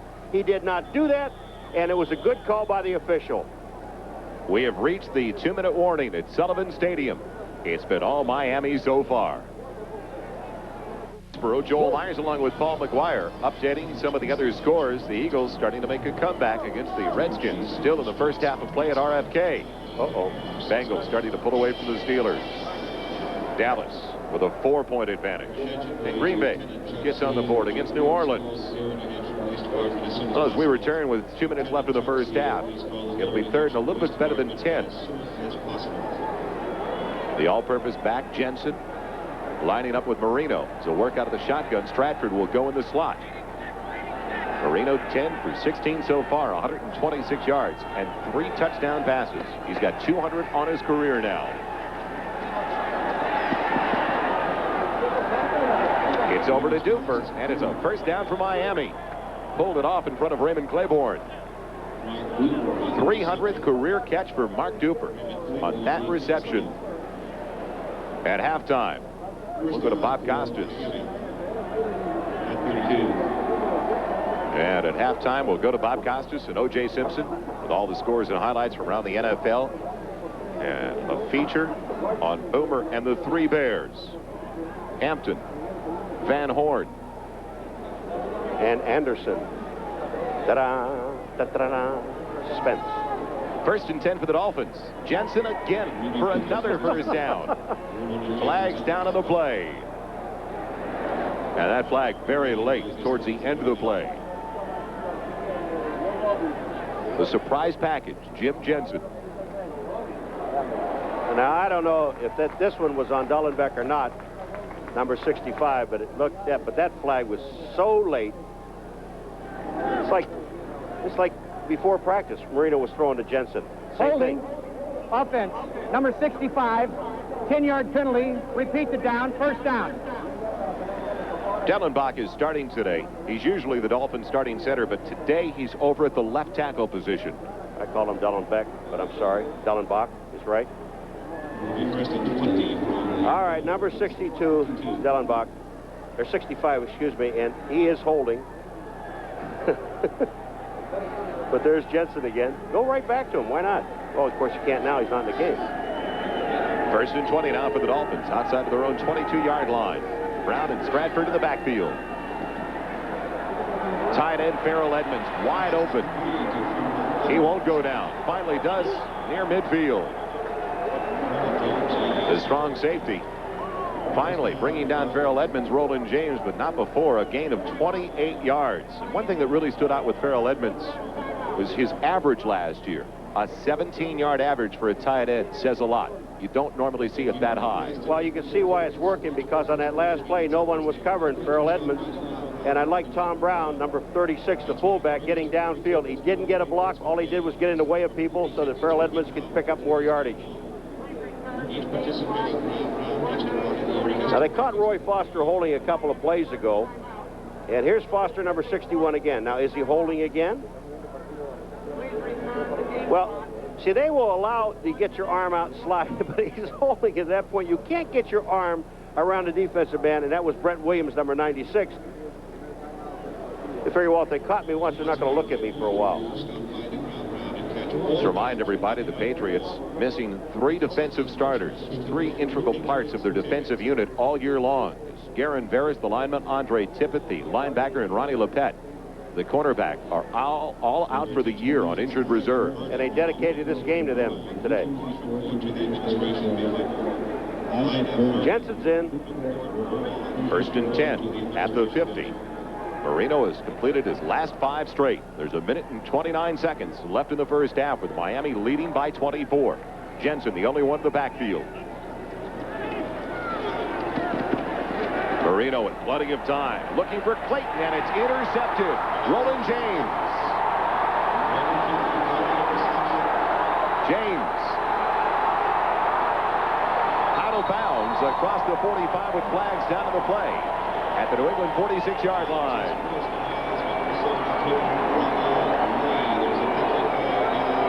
Possibly a clip on that return. Ronnie Lee ended up making the play out of bounds, but that time Marino went to the middle of the field, and he also had Jensen in the flat, because Rembert, he left him in the middle of the field. He just tried to force one. Illegal block on a return, number 97, 10-yard penalty, first down. It'll be first down for the Patriots. James is just playing center field now. You'll see Clayton come down. Now he goes to the middle of the field. Marion is there, Fred Marion, 31, but he knows he has help to the inside. 38, James is there. Just a timing pattern for the defensive back, and that's where Marino tried to force one. And there's going to be a clip upfield, and here comes Lee, and he pushes him out of bounds. It was called on number 97, Milford Hodge. Eason on 1st and 10 to Eric Sievers. Patriots with their full complement still of 3 timeouts left in the first half. So there's exactly 60 seconds left in the first 30 minutes of play. It brings up a 2nd and 6 at the 40. There's Pryor in the open field. Wisely going to the sideline. He's out of the Miami 23. When Eason has had time and the receivers are running down against the zone defense, all Miami, they don't want to give up 7. They'll give you 3, but they won't give you 7. Irving Pryor is going to come down. He's in the slot, and he's just waiting to clear. Now, he goes underneath the defensive secondary in front of the linebackers and the nickel backs, and that was Rodney Thomas, number 24. But the important thing was that Eason had time to throw the ball. Deepest penetration so far for New England, Miami territory. 1st and 10 from the 23. And it's trapped over on the far side, falling incomplete. Wanted to go back to number 80, Irving Pryor. Stops the clock with 42 seconds left in the first half. They're letting Rodney Thomas play short. And when you see something like that, Rodney Thomas knows that he has help deep. Now, on the last play when Irving Pryor caught the ball over the middle, it was almost like a release. But what happened was the safeties didn't get up close enough. Again, they were preventing the touchdown. Give me the short one. All right, so you get 3. They'll still be ahead 21 at half. 2nd and 10 from the 23. Sievers and Dupart to the backfield. Out of the shotgun, Eason. With time again. And it's batted down, looking for Sammy Martin. David Fry, the linebacker, got his hand on the ball. Joel, if you look at that last pattern, now here's Eason breaking out to the outside. All 4 receivers downfield were in the same area. That brings all the defensive people in there. And then Eason tried to force it to the one man that was covered by 2 people.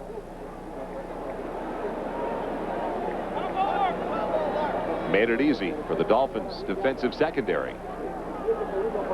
But again, give credit to the defensive line because they're forcing Eason out of the pocket. New England only 1 of 5 on 3rd down conversions. This is a 3rd and 10 at the 23. Into the end zone and overthrown by a good margin. Looking for Stanley Morgan. Ernest Gibson there. Joel, along again. with Louis Oliver. Again, he's throwing to the only receiver that's covered by 2 people. When that happens, the other receivers are one-on-one coverage. He is not looking at the one-on-one coverage guys. Eason will be holding on the field goal try. Usually, Mark Wilson, the 4th quarterback, is the holder on the placements. It'll be Eason today, though. Greg Davis with the Atlanta Falcons his last 2 seasons. He was 19 of 30 last year for Atlanta. This will be a 41-yard attempt. Does he push it off to the right? Yes, he does. Misses the 41-yard field goal try, and the Patriots still without points on the board. You know, Joel, when the roof falls in, get out of the way. Now, remember, this is a new holder. Eason is not the normal holder for Davis, but that ball is just way wide.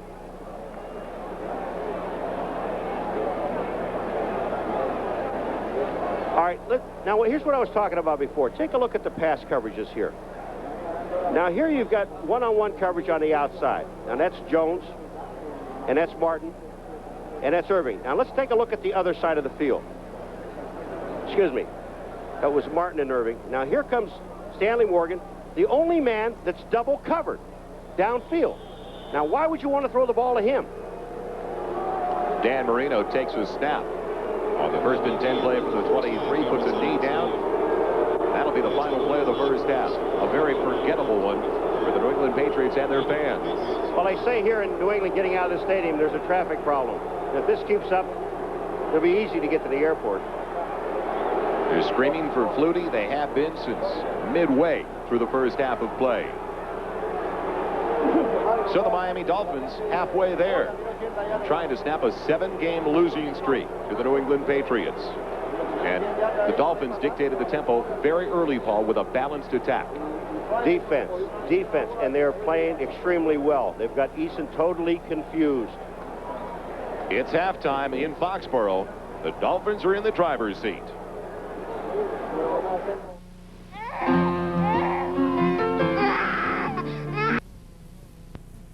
When they really had no chance with it.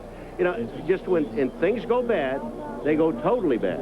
And now there is the added dimension of the #1 draft choice for the Miami Dolphins, Sammy Smith in the backfield, the #9 selection overall in the most recent draft. And what a bonus to have Marino passing, and in the back of the mind of the defensive unit, Smith in the backfield. I think this is what really changed the game plan around defensively for New England. When they came in, you know, for a few years, Miami just did not have the running attack. All of a sudden, Sammy Smith comes in, and he makes 2 great runs on him. And all of a sudden, now the defense thinks, wait a minute, we know Marino can pass, and we're designed to stop the pass, but we are not designed to stop the run. And when Sammy Smith did what he did, it changes the momentum and the thinking of the New England defense.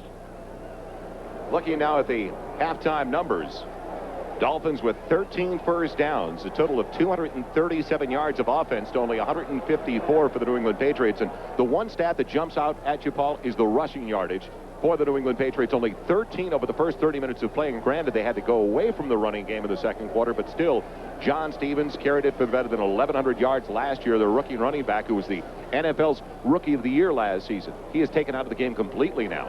Because the defense took him out of the game. See, this is the other side of the coin. Miami now, they know that they can stop the defense. They went in to stop Stevens. They did that. But the problem is that Eason is not having the time to throw the ball. So on the defensive side of the coin, you're taking a look at a defensive line and linebackers that are putting so much pressure, not only on Stevens when he runs, but also on Eason when he's throwing the ball, which gives the secondary a chance to do whatever they want to do.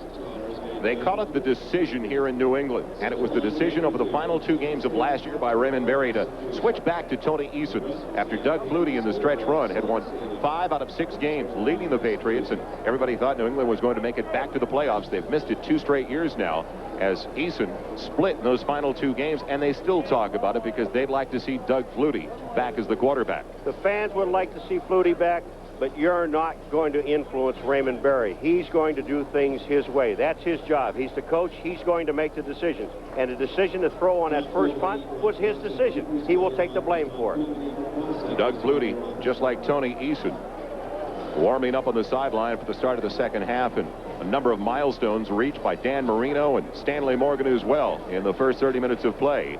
Dan Marino setting an NFL record in his 89th game, the fastest to reach the 200 plateau in career touchdown passes. Mark Duper taking in his 300th career reception, and Stanley Morgan going over the 10,000-yard mark in receptions. And Morgan, one of the few bright spots in the first half for New England. Well, Morgan showed up today.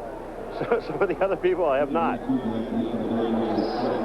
New England will get the ball to start the second half, trailing by 24.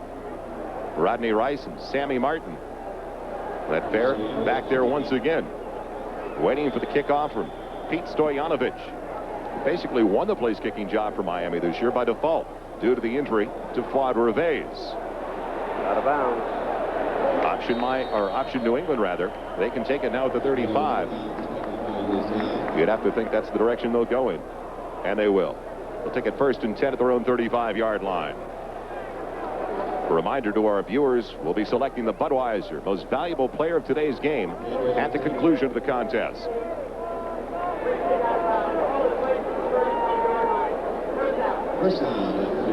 So Eason is back out there to lead the New England offense. And the boos coming from the stands once again for this near sellout crowd. They'll open the second half with a single set of Stevens and 3 wide receivers. The formation that was so successful for them last week. And those boos really get into your head, I'm telling you. It bothers you. Stevens. Best First run of the day for Stevens, and a first down for New England to the 48-yard line. Stevens, the rookie of the year in the NFL last season, with 1,168 yards. Well, they're going to run right to Armstrong and Fairchild's side, but you look at that first play. Now, that's not going to determine this half, but you've got to believe that Raymond Berry said, hey, we had a game plan coming in here, and we know that Stevens can run, and we know that most teams have been able to run against the Miami Dolphins. So let's not get away with it. We're only 24 down. If they score 24 in the first half, we can do that.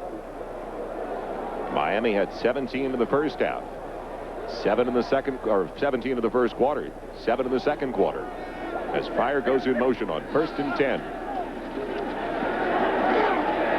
Wide open, Cedric Jones with his first grab of the day. He had a career high of 8 receptions in the win over the Jets last week for 148 yards. Jarvis Williams applying the hit the strong safety near the first down marker. We may need a measurement. No, they'll say he got enough. Joe, when I talk about an important drive, this is an important drive, I think, for one reason, to get this crowd back into the game, back on their side. Right now, they're on the Miami Dolphins side and totally against Eason, basically, and the Patriots. 1st and 10 at the Miami 42-yard line. 3 wide receivers once again, and Stevens gets it. Takes a blow inside the 40 at the 39-yard line by Dave Aarons, the inside linebacker, a Plan B free agent signing.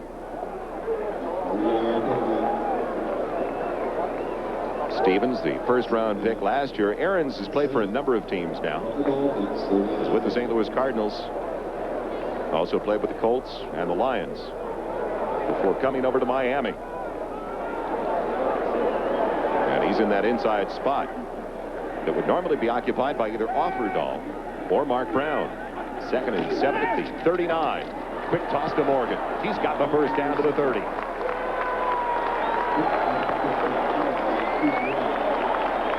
Well, this play, you can move down the field with it until the Dolphins tighten it up. William Judson, 49. Look how far off of Morgan he is. He's almost 10, and then he's backing off to 12. There's no way that Hugh Green, number 55, can get out there that fast because he has to look for run first and then pass second. So if you're giving him that much leverage, now take a look at the defensive secondary. They are up on the line of scrimmage. 6 receptions, 88 yards for Stanley Morgan. 1st and 10 for New England at the Miami 30.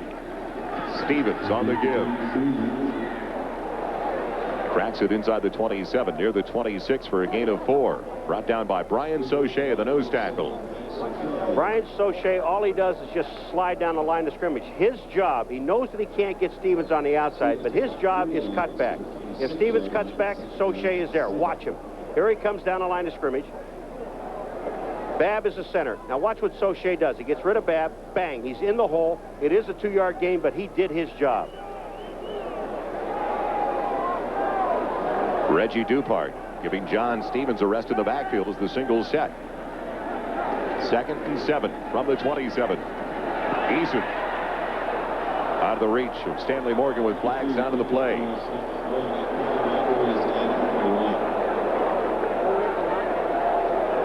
They have not had a lot of luck going downfield. No, they haven't, and here we are again. You're moving the ball very well.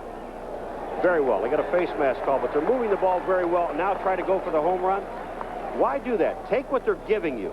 You're in a situation, you're down 24-0. Don't press it. Face mask, defense, penalize half the distance to the goal line. First down.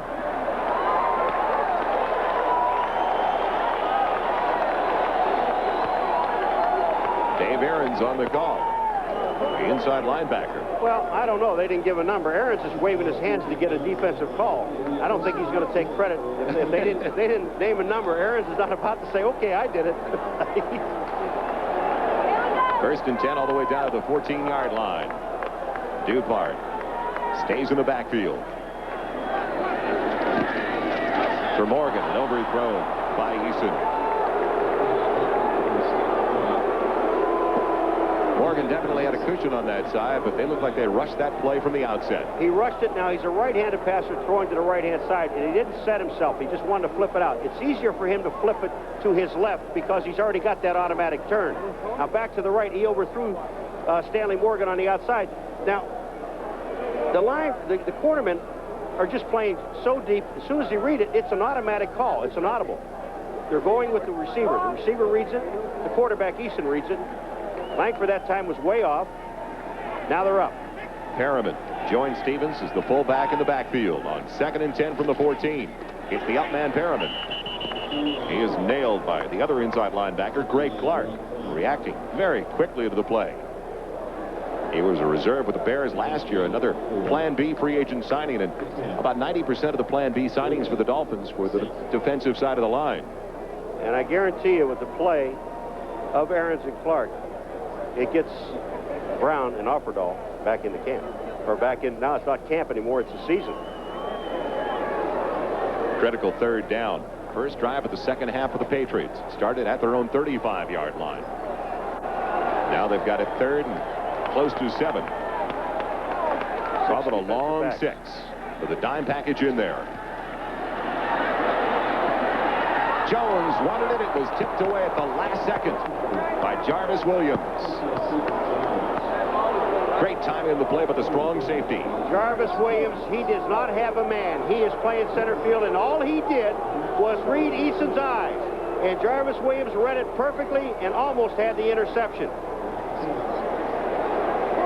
Number 26 is Jarvis Williams. You will see him here. He's back by the goal line. Now, we'll look at him. You can see him sitting in the middle of the field. He's looking at Eason's eyes. Jones' pass is intended for him, but Jarvis Williams almost picks it off. It'll be a 28-yard field goal try for Greg Davis, who missed his first try of the season in the first half, a 41-yard attempt. This one, true to form. And the Patriots are finally on the board. They get their first 3 points of the day with 11 minutes and 11 seconds left in the 3rd quarter. Cars and trucks, Mazda, it just feels right. By Coors Light, pure brewed in the Rockies, the silver bullet won't slow you down. It's the right beer now. And by Road Handler Treadlock radials at Sears, tough tires you can trust.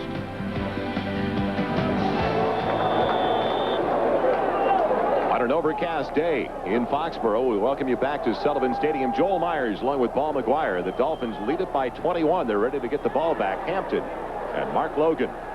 Back deep, it'll be Logan at the 5. He goes down across the 20 at the 22-yard line. Another look. Ball in the end zone. That near interception by Jarvis Williams. Jarvis Williams, he just reads the quarterback, and he almost has the interception. And he's so upset with himself. No, you don't get that many opportunities, and I didn't hold on. Dan Marino starts the second half with 167 yards and completions. He was 12 of 19 in the first half with 3 touchdown tosses. And those 3 make it 200 on his young career. Stratford, the single set. Jensen, the wingback on the hip of the tight end. In motion. Pitch goes to Stratford. He's got a couple, close to 3 to the 25-yard line, brought down by the rookie cornerback, Maurice Hurst. Well, we know that Jensen can catch the ball and get open.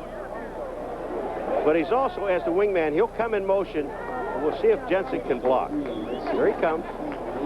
Well, yeah, but he's got a double team. Now he's looking for something. He's just feeling off, trying to get in someone's way. That's Reynolds, number 95. He's really not going to hurt anybody with that. But as long as he can detain him, that's his job. Miami now is 64 yards on the ground after that 3-yard run by Stratford. Brings up 2nd and 7. Jensen, the motion man, once again. It's off the fingertips of Stratford. Ball's incomplete. It'll bring up 3rd and long. Johnny Rembert defending on the play. Halftime, Cleveland with a 7-point lead over the Jets. Tight one in Kansas City in the 3rd quarter. Washington added 3 before halftime. Steelers trying to come back against the Bengals in Cincinnati. Dallas looking for their first win at Atlanta. And New Orleans continues to roll in Green Bay. Gary Jeter comes into the game. Extra pass rusher for the Patriots. Marino will work out of the shotgun on 3rd and 7. His own 25-yard line. There's the former New York Giant, Los Angeles Rams.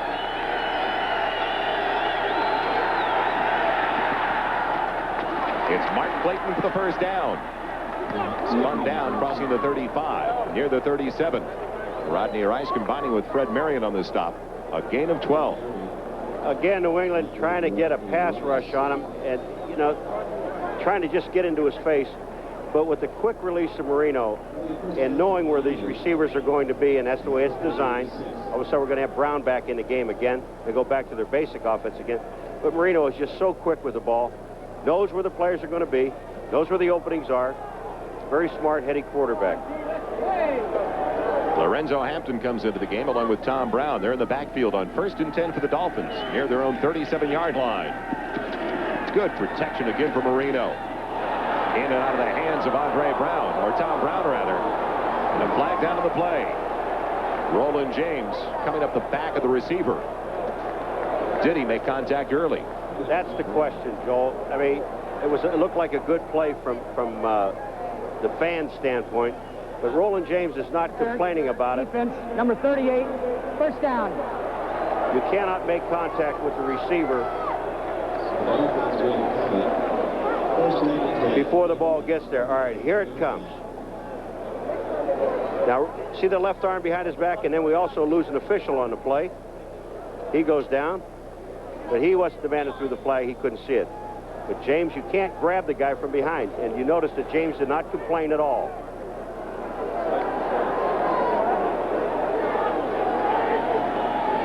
Roland James, one of the fixtures in that secondary. If they had Ronnie Lepet, the cornerback position, he's out and injured for the year. They'd have their foursome there from 1984. 1st and 10 give for Miami. It's about 3. That's Lorenzo Hampton out of the backfield, brought down by Tim Jordan. But back to that secondary for the New England Patriots. If they had Lepet in there, that group would have been together since the '84 campaign, starting together. That's continuity, and that's why New England had one of the better pass defenses in the NFL last year. That's another reason why the Kansas City Chiefs have such a great pass defense, because those 4 guys, Burroughs and Albert Lewis and Deron Cherry, these guys have been there for a long time. And that's what you need back there, knowing what the other guy's going to do. 2nd and close to 7. Just inside the 48-yard line with Jensen in motion. Marino off the fingertips of Jensen, intercepted by McGrew. McGrew with the ball at the 39-yard line. 2nd interception of the day of a Dan Marino pass. And one of the few mistakes we've seen from Jim Jensen. It is a mistake, but if you take a look at where the ball is thrown on Jensen, the ball hits him right in the hands. He should have had it. Patriots get it back, down by 21.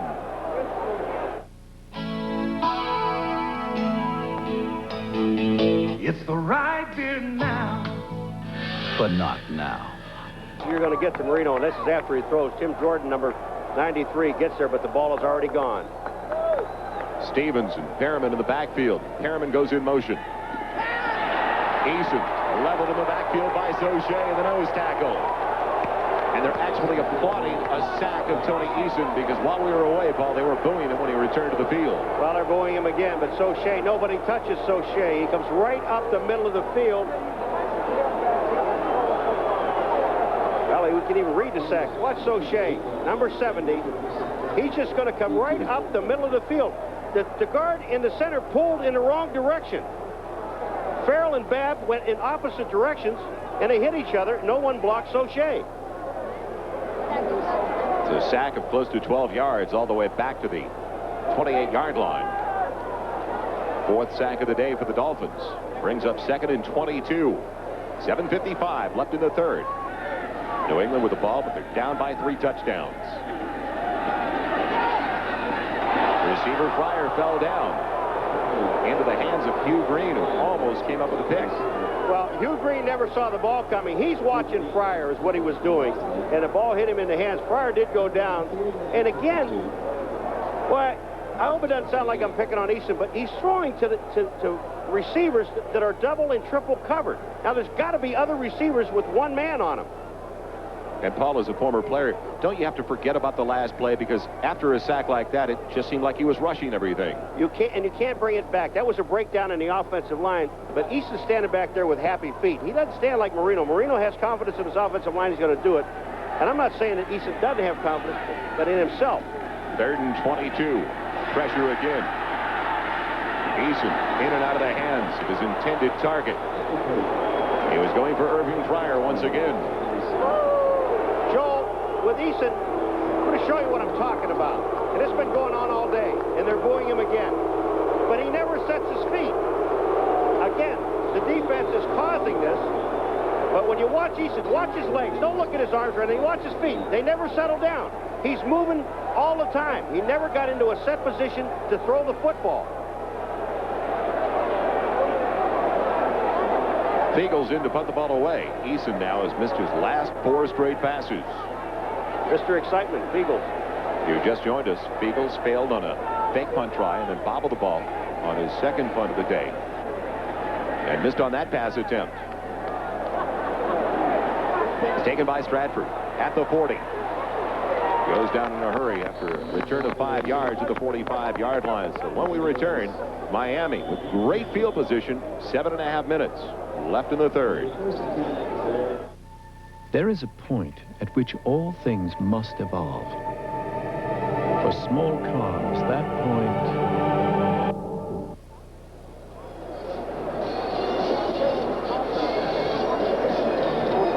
Along with Paul McGuire, I'm Joel Myers. We're at Sullivan Stadium in Foxborough. It's been a day for the Dolphins as they lead it 24-3. They had a 24-0 halftime lead. The only points coming for New England on a 28-yard field goal by Davis early in this 3rd quarter. Brown in the backfield with Lorenzo Hampton. 1st and 10 from the 45. Hampton on the reception.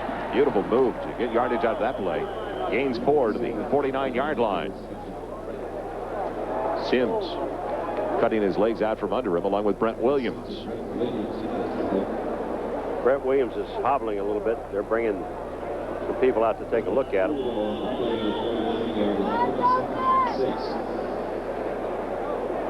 Tom Brown, not only, Shula was talking about him, this kid does it all. Watch the blocking by Brown. Here he is right here. There's no question about it. He gets up in Tim Jordan's face. He makes the block, stays with his block.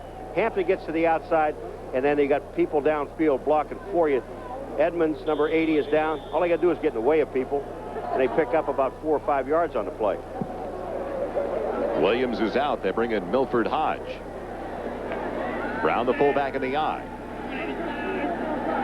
They send Clayton in motion on 2nd and 6 from the 49. Goes to Hampton. He is belted in the backfield. Lawrence McGrew, the outside linebacker, got in there untouched. Well, that time Brown missed his man. He blocked the last time, he missed his man. Other scores around the NFL on the 2nd Sunday of the season. Raiders regaining the lead over the Chiefs in Kansas City. The Redskins continue to lead by 16. Dolphins up by, or make that the Cowboys rather, up by 8. While the Saints lead it by 10 in Green Bay. 3rd and 5. The ball to the midfield stripe for the Dolphins. Marino works out of the shotgun with a familiar one to the backfield, Jim Jensen.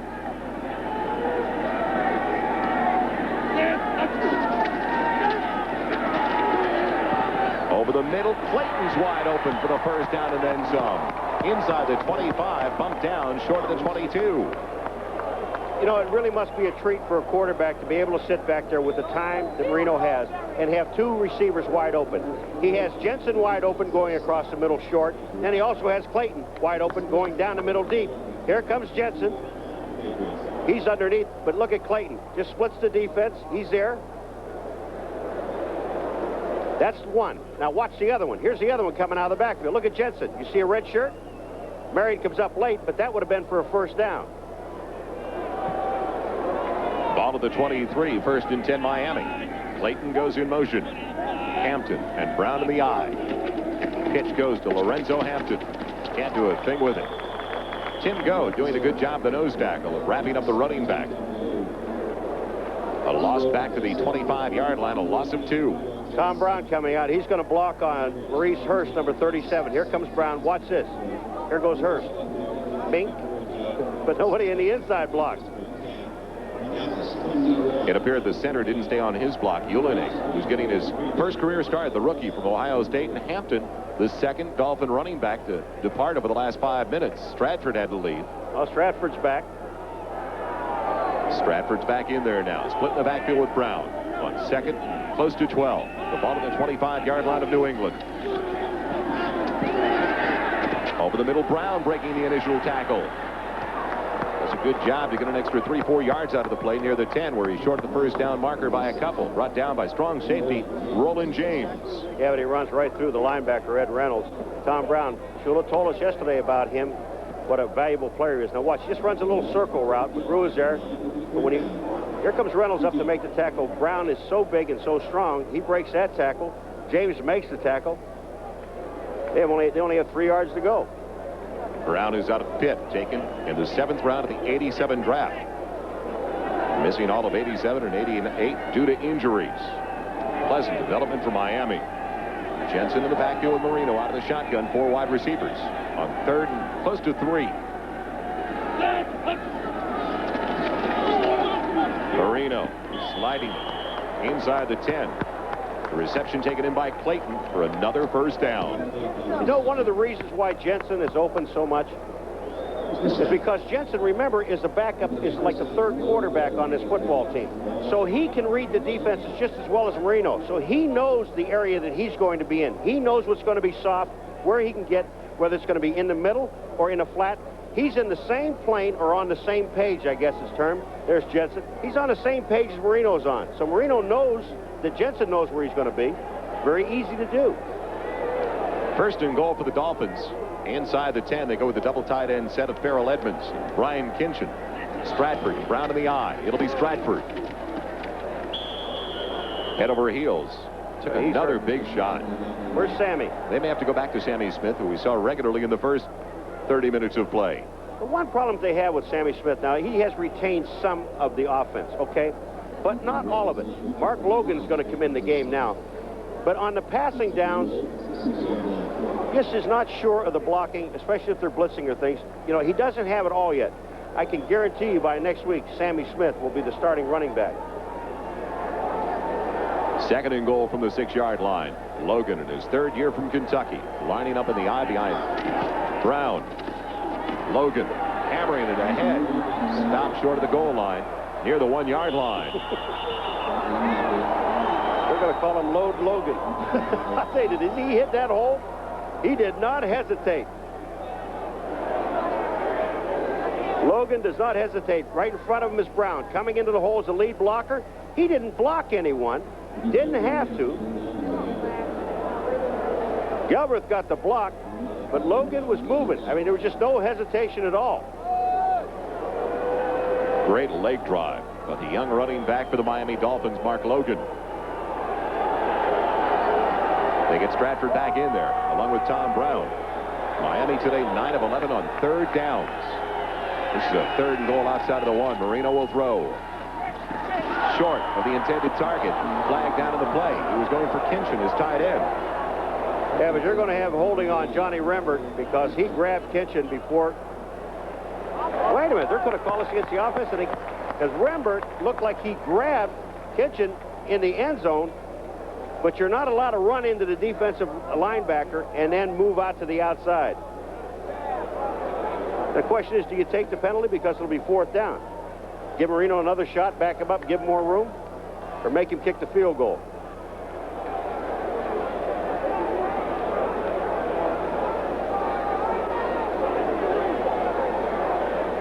Pass interference, offense, number 88, 10-yard penalty. Repeat the down, 3rd down. I don't think the Dolphins mind that at all. Not at all. I'd let him just go ahead and kick the field goal.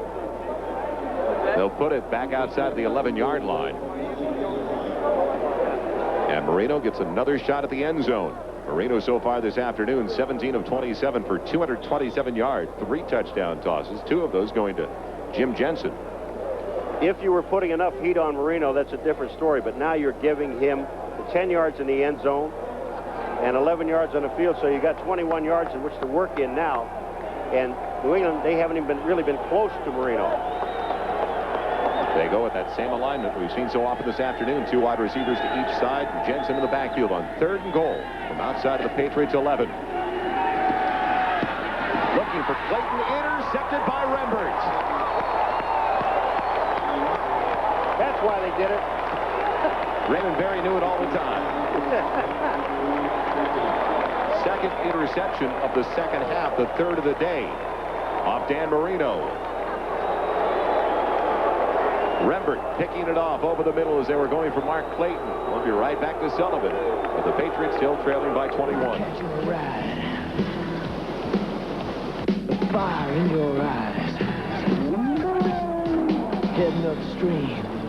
Girl of my dreams and cold Coors beer. It takes a part of this country as cold and clean as the Rockies to brew. Well, last year, Johnny Rembert with that interception of the Dan Marino pass. Gives it back to the Patriots, first and 10 at the 20. Easton coming back out of the field. McGuire loves it. Well, before he came off, when he first came on, they booed him. Then he was walking off, and the crowd applauded because they thought they were taking Easton out of the game. Now, the last boo you heard, that's Easton coming back onto the field again, so they booed him again. What would you call that, a bad read by the fans? Oh, they got to put some slides up here, some cards for him. Let him know he's still in. Fryer in motion. First and 10 at the 20-yard line. Delay to Stevens.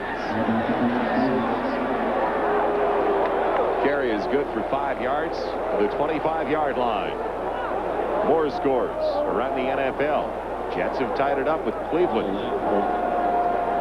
Raiders have their lead trimmed down to 2. Cincinnati increases their advantage to 17. Cowboys continue to hang on, and it's a tight affair all of a sudden in Green Bay. 2nd and 5 after that 5-yard gain by last year's NFL Rookie of the Year. I really feel sorry for Easton. I mean, they're not giving him a chance at all. Of course, he's had a bad game. Perryman, nothing there. No gain on the carry. T.J. Turner knifing through, the left tackle for the Dolphins. The natives are restless. Do we have an armed guard up here? I mean, we're not. Interesting call, though, Paul. When you're down by 21, you're in the final minute of the third quarter. You're giving it on a handoff on 2nd and 5. And just remember one thing now. That's called in from the sideline. Right. All right? That is not called in, or Easton is not making his call.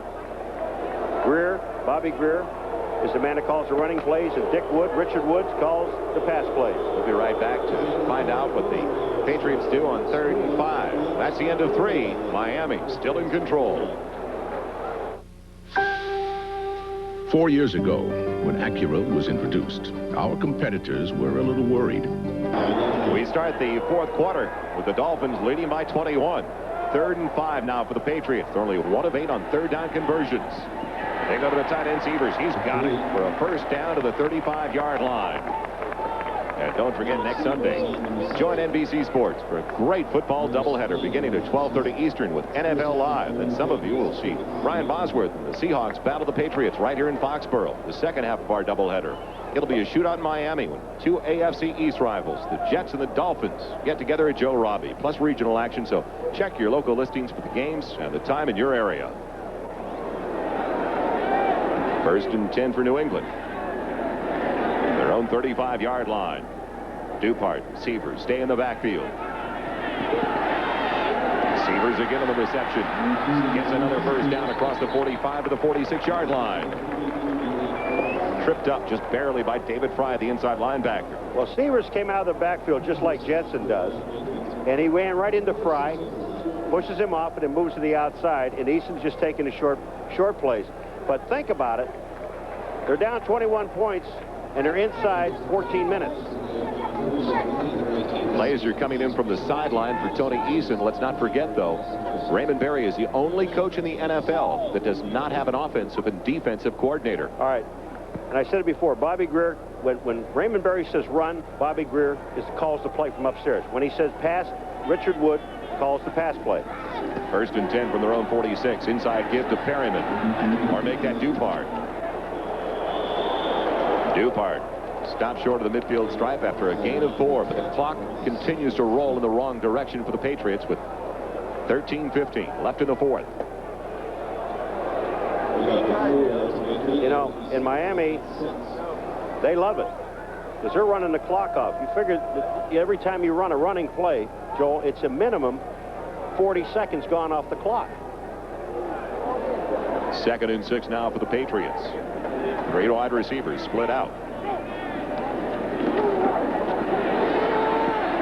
Wide open, Irving Pryor. Pryor inside the 30. Knocked out of bounds at the 26-yard line with another New England first down. Dupart throwing a nice block downfield. 25 yards on the reception. That time, Eason had enough time to look underneath the coverage, and that's where Irving Pryor ended up. But the move after, when Irving Pryor catches the ball, to get back to the outside and pick up another 15 yards. Here comes Pryor. Now look, he is underneath the defensive secondary. Now, Fry is there. He's going to move back to the outside. He's going to pick up a block downfield by Dupart, number 21. It picks up another 15 yards. Good move. Patriots on their initial drive of the second half got points on the board as they were stalled inside the 20. Now they've got it first and 10 to 26. Eason going up top for Jones.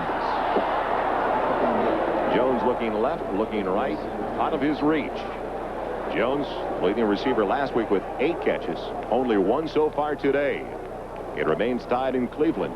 Raiders clinging to a 2-point advantage. Other scores around the NFL.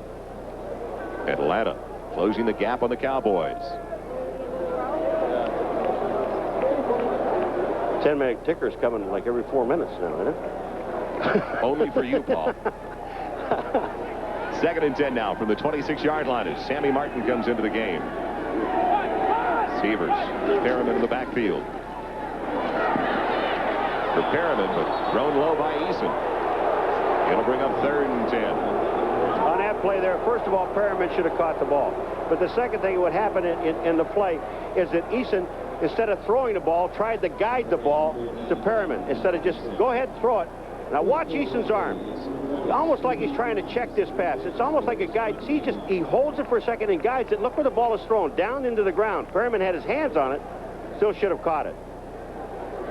Eason now 14 of 29 for 238 yards. He's had 1 picked off.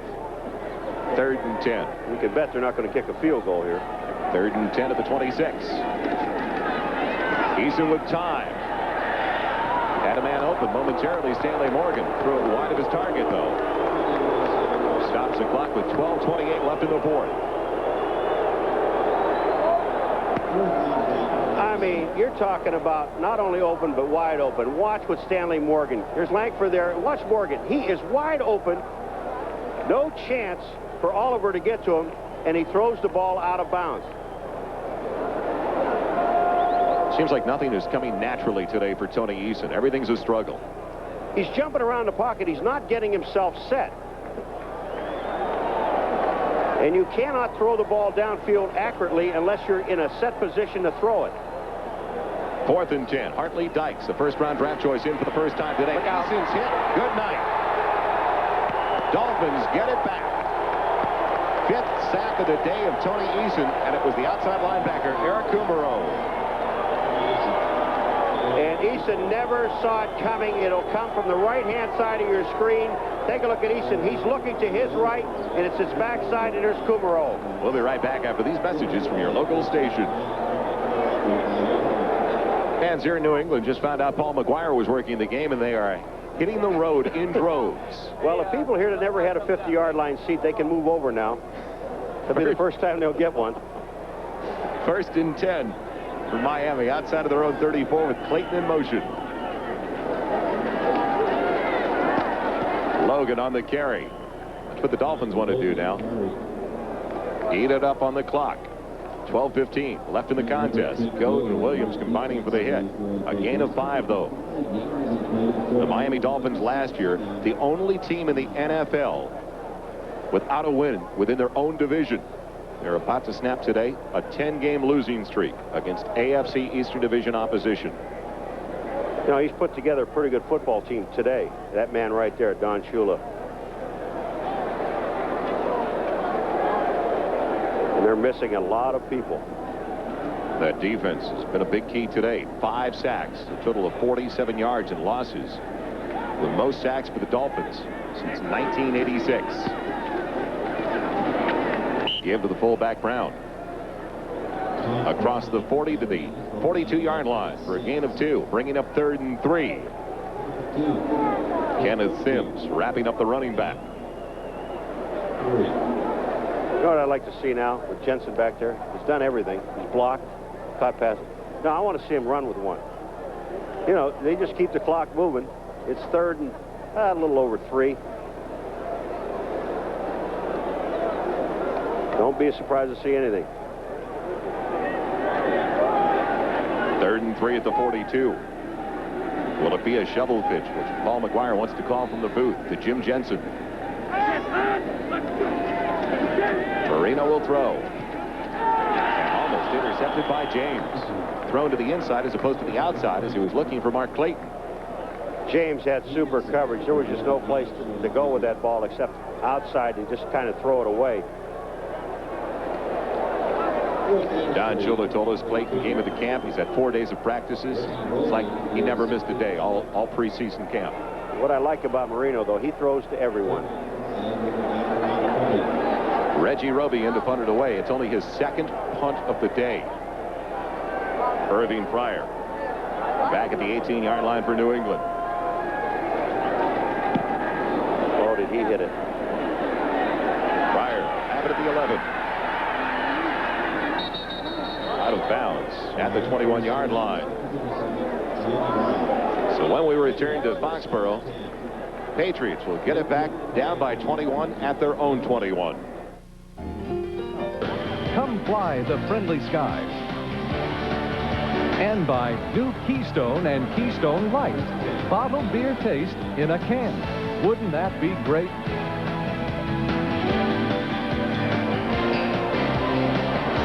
Minutes and 34 seconds left in the 4th and final quarter, and Eason's hit, and he's on his way down again. 6th sack of the day for the Miami Dolphins. That makes it 10 for the Dolphins over the first 2 games. Yeah, well, let me tell you something. That's not Eason's fault. The offensive line broke down. They're in a hurry-up offense. I really feel sorry for Eason because here's a guy, the team is down, and he's trying to bring him back, and the people are booing him. I mean, it's really got to be eating away at him. They're in a hurry-up offense with 10:25 left in the 4th. Eason for Pryor, incomplete. Rodney Thomas defending on the play. 2nd-year man out of BYU. It's been a disastrous home opener for the New England Patriots, and that'll snap their streak of 5 straight wins Sacked on opening 6 day. Minus 58 yards.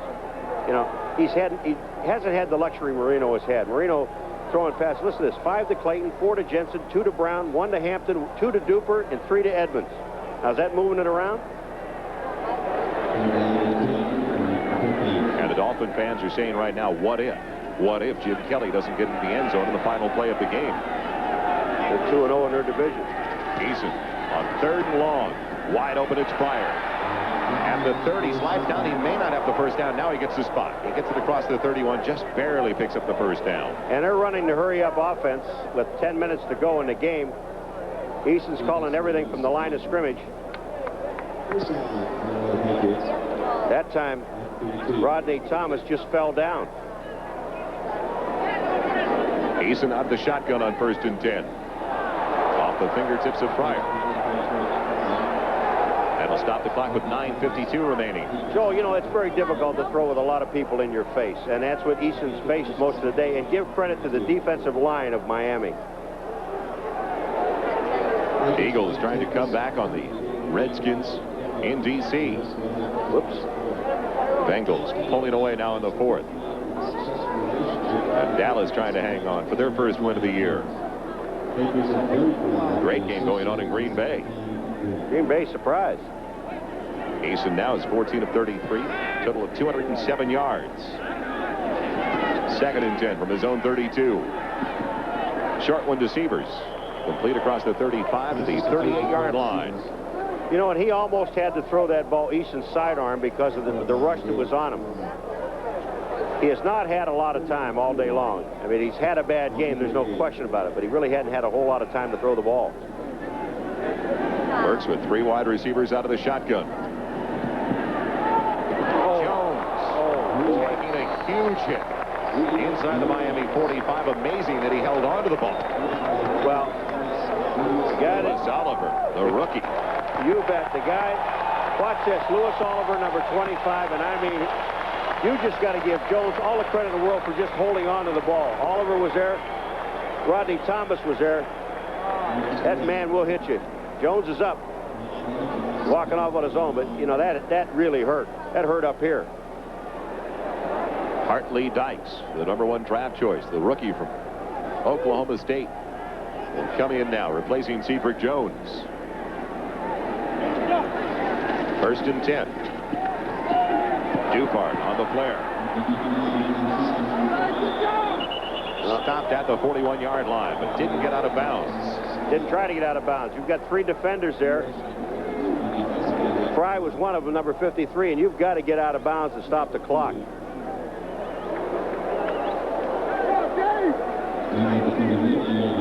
They'll continue to go without a huddle.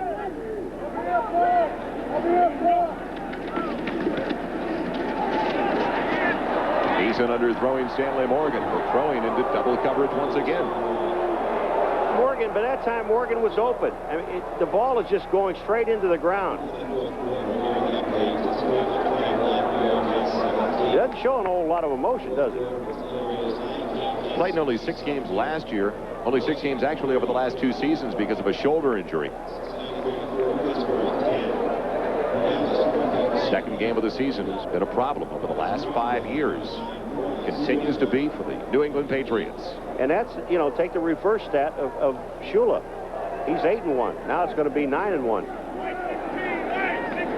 3rd and 7 with the ball at the 41-yard line. He's belted into the backfield. Jeff Cross got him again. 7th sack of the afternoon for Miami. He just blows by Sean Farrell, number 62, the left guard. He just goes right by him. I mean, Eason didn't have a chance. Sean Farrell missed his block, and what a great play by Cross. And these guys have been out there for a long time, and they're not giving up. They can smell victory. Quite a find for the Dolphins in the 9th round of the draft last year. Cross out of the University of Missouri. Eason goes up top on 4th down for Morgan. No pass interference. The fans wanted it. It falls incomplete, and the Dolphins take over on downs with 7 minutes and 45 seconds left. Judson providing the coverage on that play. Judson jostling with Morgan. It falls incomplete, and the Dolphins get it back, leading by 21. Hey, Phil, it's Ross. Your bid came in this morning. Dolphins have it as we return to Foxborough. They are on their way to their first win of the year. 1st and 10, just shy of the midfield stripe. Logan on the carry for a 1st down. Takes a tackler with him for about 6-7 yards. Fred Marion and Roland James making the stop. This telecast is presented by authority of the National Football League and is intended for the private use of our audience. Any rebroadcast or other use of this telecast without the express written consent of the New England Patriots and the NFL is prohibited.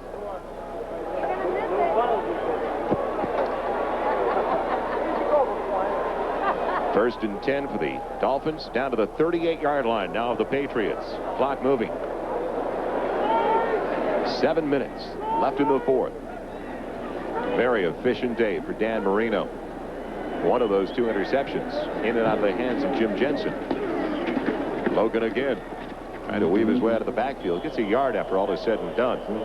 Wrapped up by Roland James. How about getting your 200th against a team you hadn't beaten in 7 games? I mean, that's just another treat for Marino. And again, he was out here 2 hours and at least 2 hours and 15 minutes in street clothes, walking up and down this field, thinking, getting his head together. And it worked. Next week he'll be out 2.5 hours ahead. Dan Marino and the Dolphin passing attack ranked 1st in the NFL last year.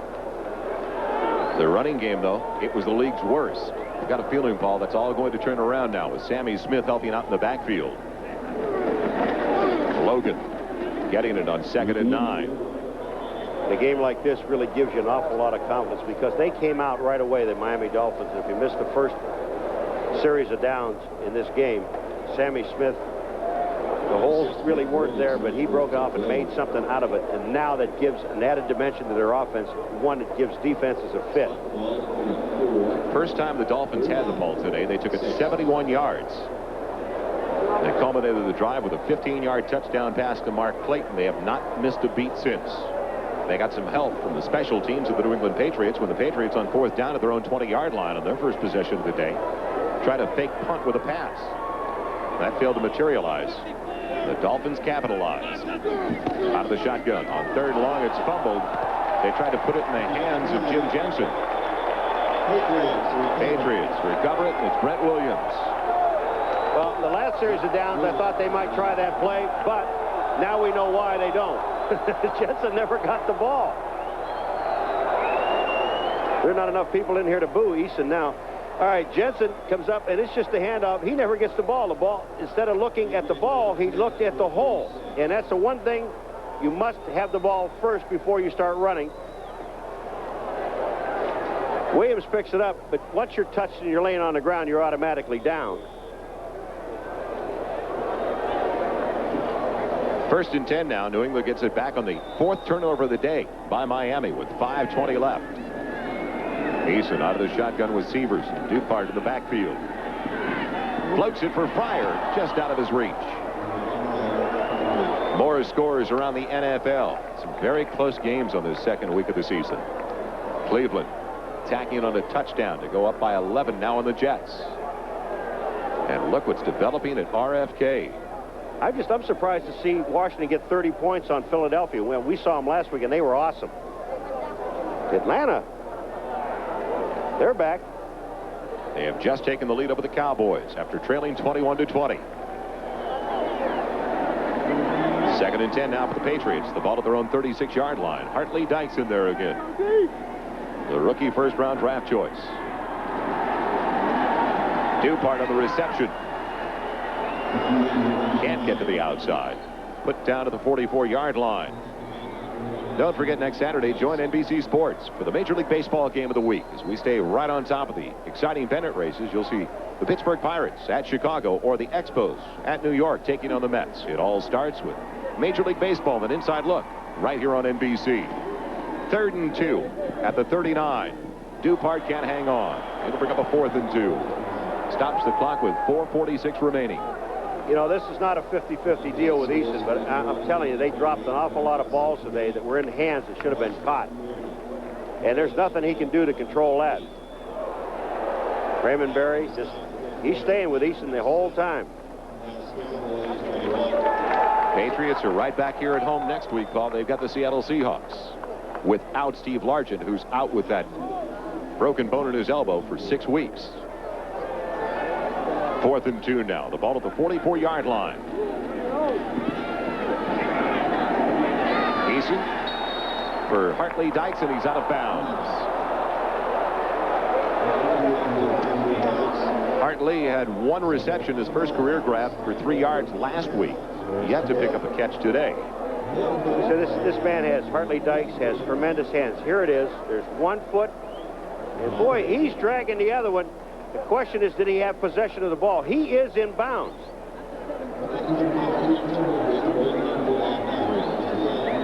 That is the 4th straight time that the Patriots have failed on a 4th down try. Well, they haven't had a whole lot of plays to review today, and that's good news. But I think they may take a look at this. They may take a look at it because it's a question of whether Hartley Dykes, this isn't where it's at. That foot is down, and the other one is dragging across the ground. Now, the question is, does he have possession of the ball? The other replay we had is much better. They're not going upstairs, though. Now they are. They are. They have to. Take a look at the first replay that we had. Here it is here. Now, watch Dykes. Look at his hands, though. His feet are in. Does he have possession of the ball? Yes, he does. He's bringing it in. That's a catch. That's 1st down. Great concentration by the rookie wide receiver. Please reset 30-second clock to 14 seconds. 14 seconds, please, on the 30-second clock. That's all they're going to do? Thank you. You're welcome. So the Patriots have the Seahawks next week, while the Dolphins head home to face their 3rd straight opponent from within their own division. So they'll be matching up with the New York Jets at Joe Robbie Stadium. What a heartbreaking loss that was for Miami last week to give up 11 points in the final 4 minutes of play.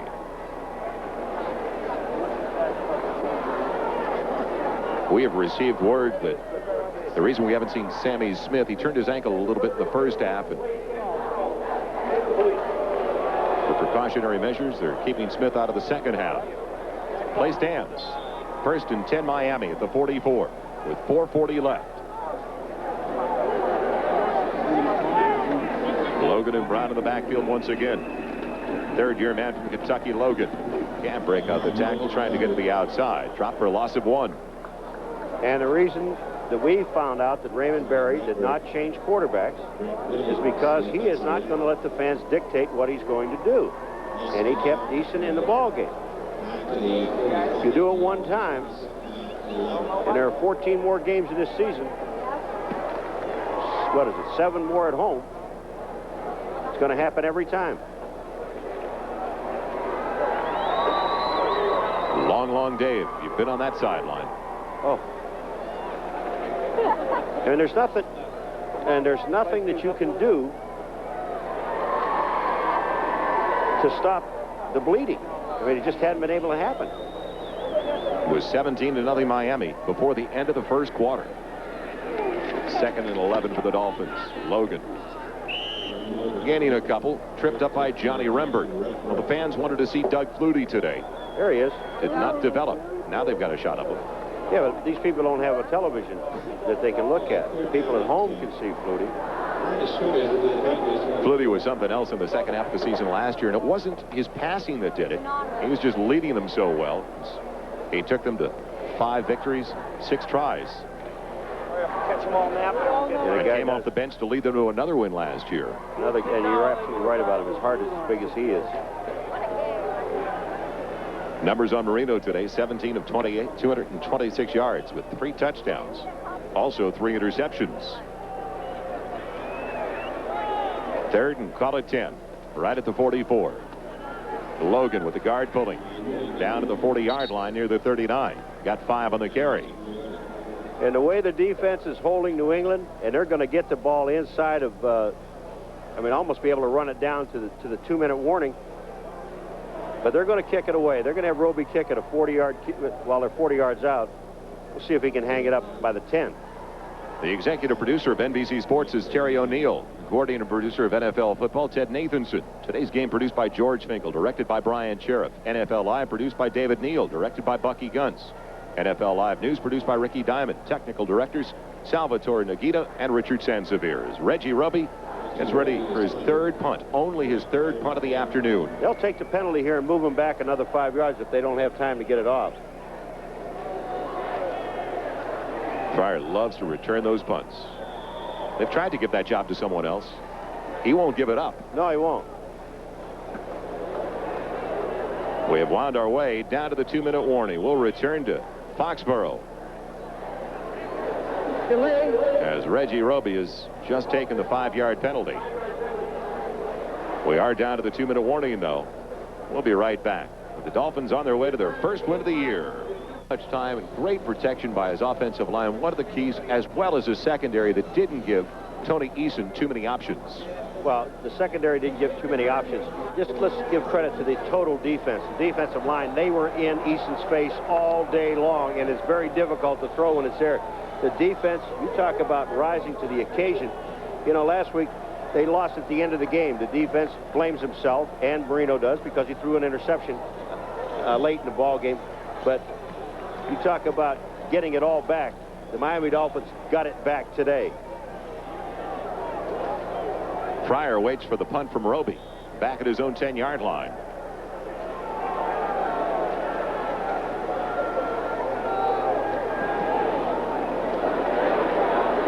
Headed towards the end zone. It'll be a touchback. And New England will have the ball when we come back, 1st and 10 at their own 20-yard line. Dolphins in control. That nose, it's Dad. Defensive line. Marino, the quarterback of the Dolphins, and his target on this pass play for the touchdown in the first half, Jim Jensen. Those are our MVPs. Budweiser will make a contribution to the United Way on behalf of all the MVPs selected in today's game. Now, how about this?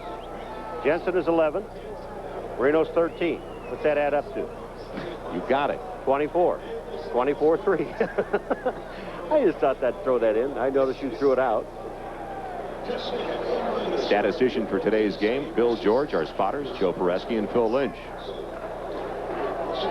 Assisting into the booth as well, Bob Ovaginian and Dave Lorenzi.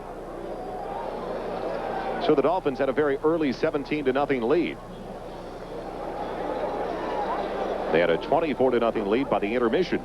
And the only points for the Patriots today, a 28-yard field goal by Greg Davis.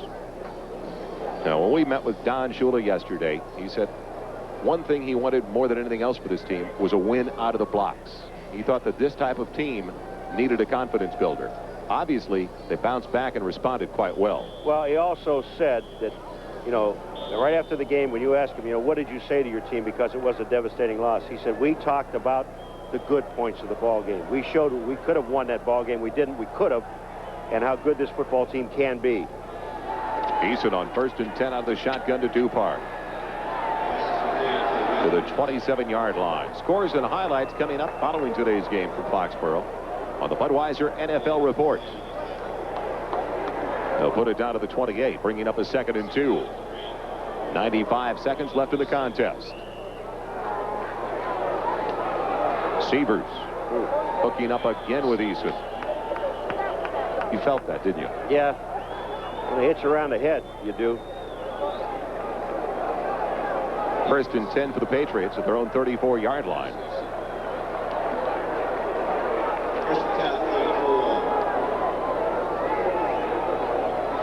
Dupart again on the shortstop. Taking it down the sideline inside the 30 before he's pushed out of bounds at the 20-yard line. Next Sunday, join NBC Sports for a great football doubleheader beginning at 12:30 Eastern with NFL Live. And some of you will see Brian Bosworth and the Seahawks battle the Patriots here in Foxborough. Second half of the doubleheader, a shootout in Miami, the Dolphins and the Jets. That's at Joe Robbie Stadium. Plus regional action. Check your local listings for the games and the time in your area. 1st and 10 from the 21. Sievers can't get away from the linebacker. David Fry applying the hit. Down to the 18 near the 17-yard line. And they have, the New England Patriots have 3 timeouts. They're not going to really take any, I don't think. Here comes Mosi Tutupu in the game. Dupart goes out. Just a hurry-up offense. They're trying to score something just to make it look halfway respectable. But it hadn't been. Oldest running back in the NFL in the game, Tutupu. Sievers hooking up again with Eason.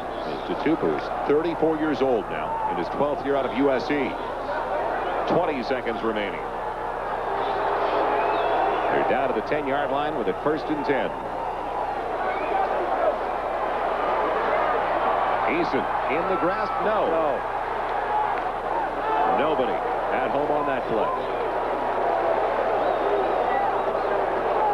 Closest one was Clifford Hobley, the defensive back. Well, he just threw the ball away. You know, I just wonder what's going through their minds. Here they are with almost 2 minutes to go in the game. They're down 24-3, and they're running a hurry-up offense, moving the ball down the field. They have 3 timeouts on the scoreboard. I mean, what is the thinking? If you want to get out of here without an injury, the game is lost, then go ahead and get out of here. But running a hurry-up offense, doing the things that they're doing without taking any timeouts didn't make much sense. 2nd and goal from the 10-yard line. Eason has Hartley Dykes. Touchdown. New England on the final play of the game. They'll kick the extra point. Time has expired. What a confidence builder, though. Even though they get a touchdown on that pass from Eason, what a confidence builder for this defense. It's been so maligned over the last 3-4 years. But I guarantee you, Don Shula and the defensive people are not going to be very happy with this. They wanted to keep him without a touchdown in the game. Eason did a great job just getting out. Dykes is at the back of the end zone. There were enough people back there. They didn't get deep enough. Good throw. Nice catch. Too late. First career touchdown reception for the rookie from Oklahoma State, Hartley Dykes. Davis on for the extra point try. And it's over at Sullivan Stadium in Foxborough, Massachusetts. Marino Along with Jensen, our co-MVPs, they set the tempo very early, getting the offense in gear. A 71-yard drive for the Miami Dolphins on their opening possession of the day. Don Shula had him ready, Paul. He had him ready offensively, and I think Sammy Smith offensively gave him that lift. And I think it kind of took New England out of its defense a little bit. But the most impressive thing about this victory was the defense of the Miami Dolphins. I mean, they held New England for 59 minutes and 59 seconds to 3 points. And there's where the credit is due. The defense, you talk about really getting into the ball game. They did it. 7 sacks in the ball game. That's outstanding. And Marino did not have a favorite target today. He spread it around. He did, and I love it. Coming up next, stay tuned for Bob Costas and the Budweiser NFL Report. That final again, Miami.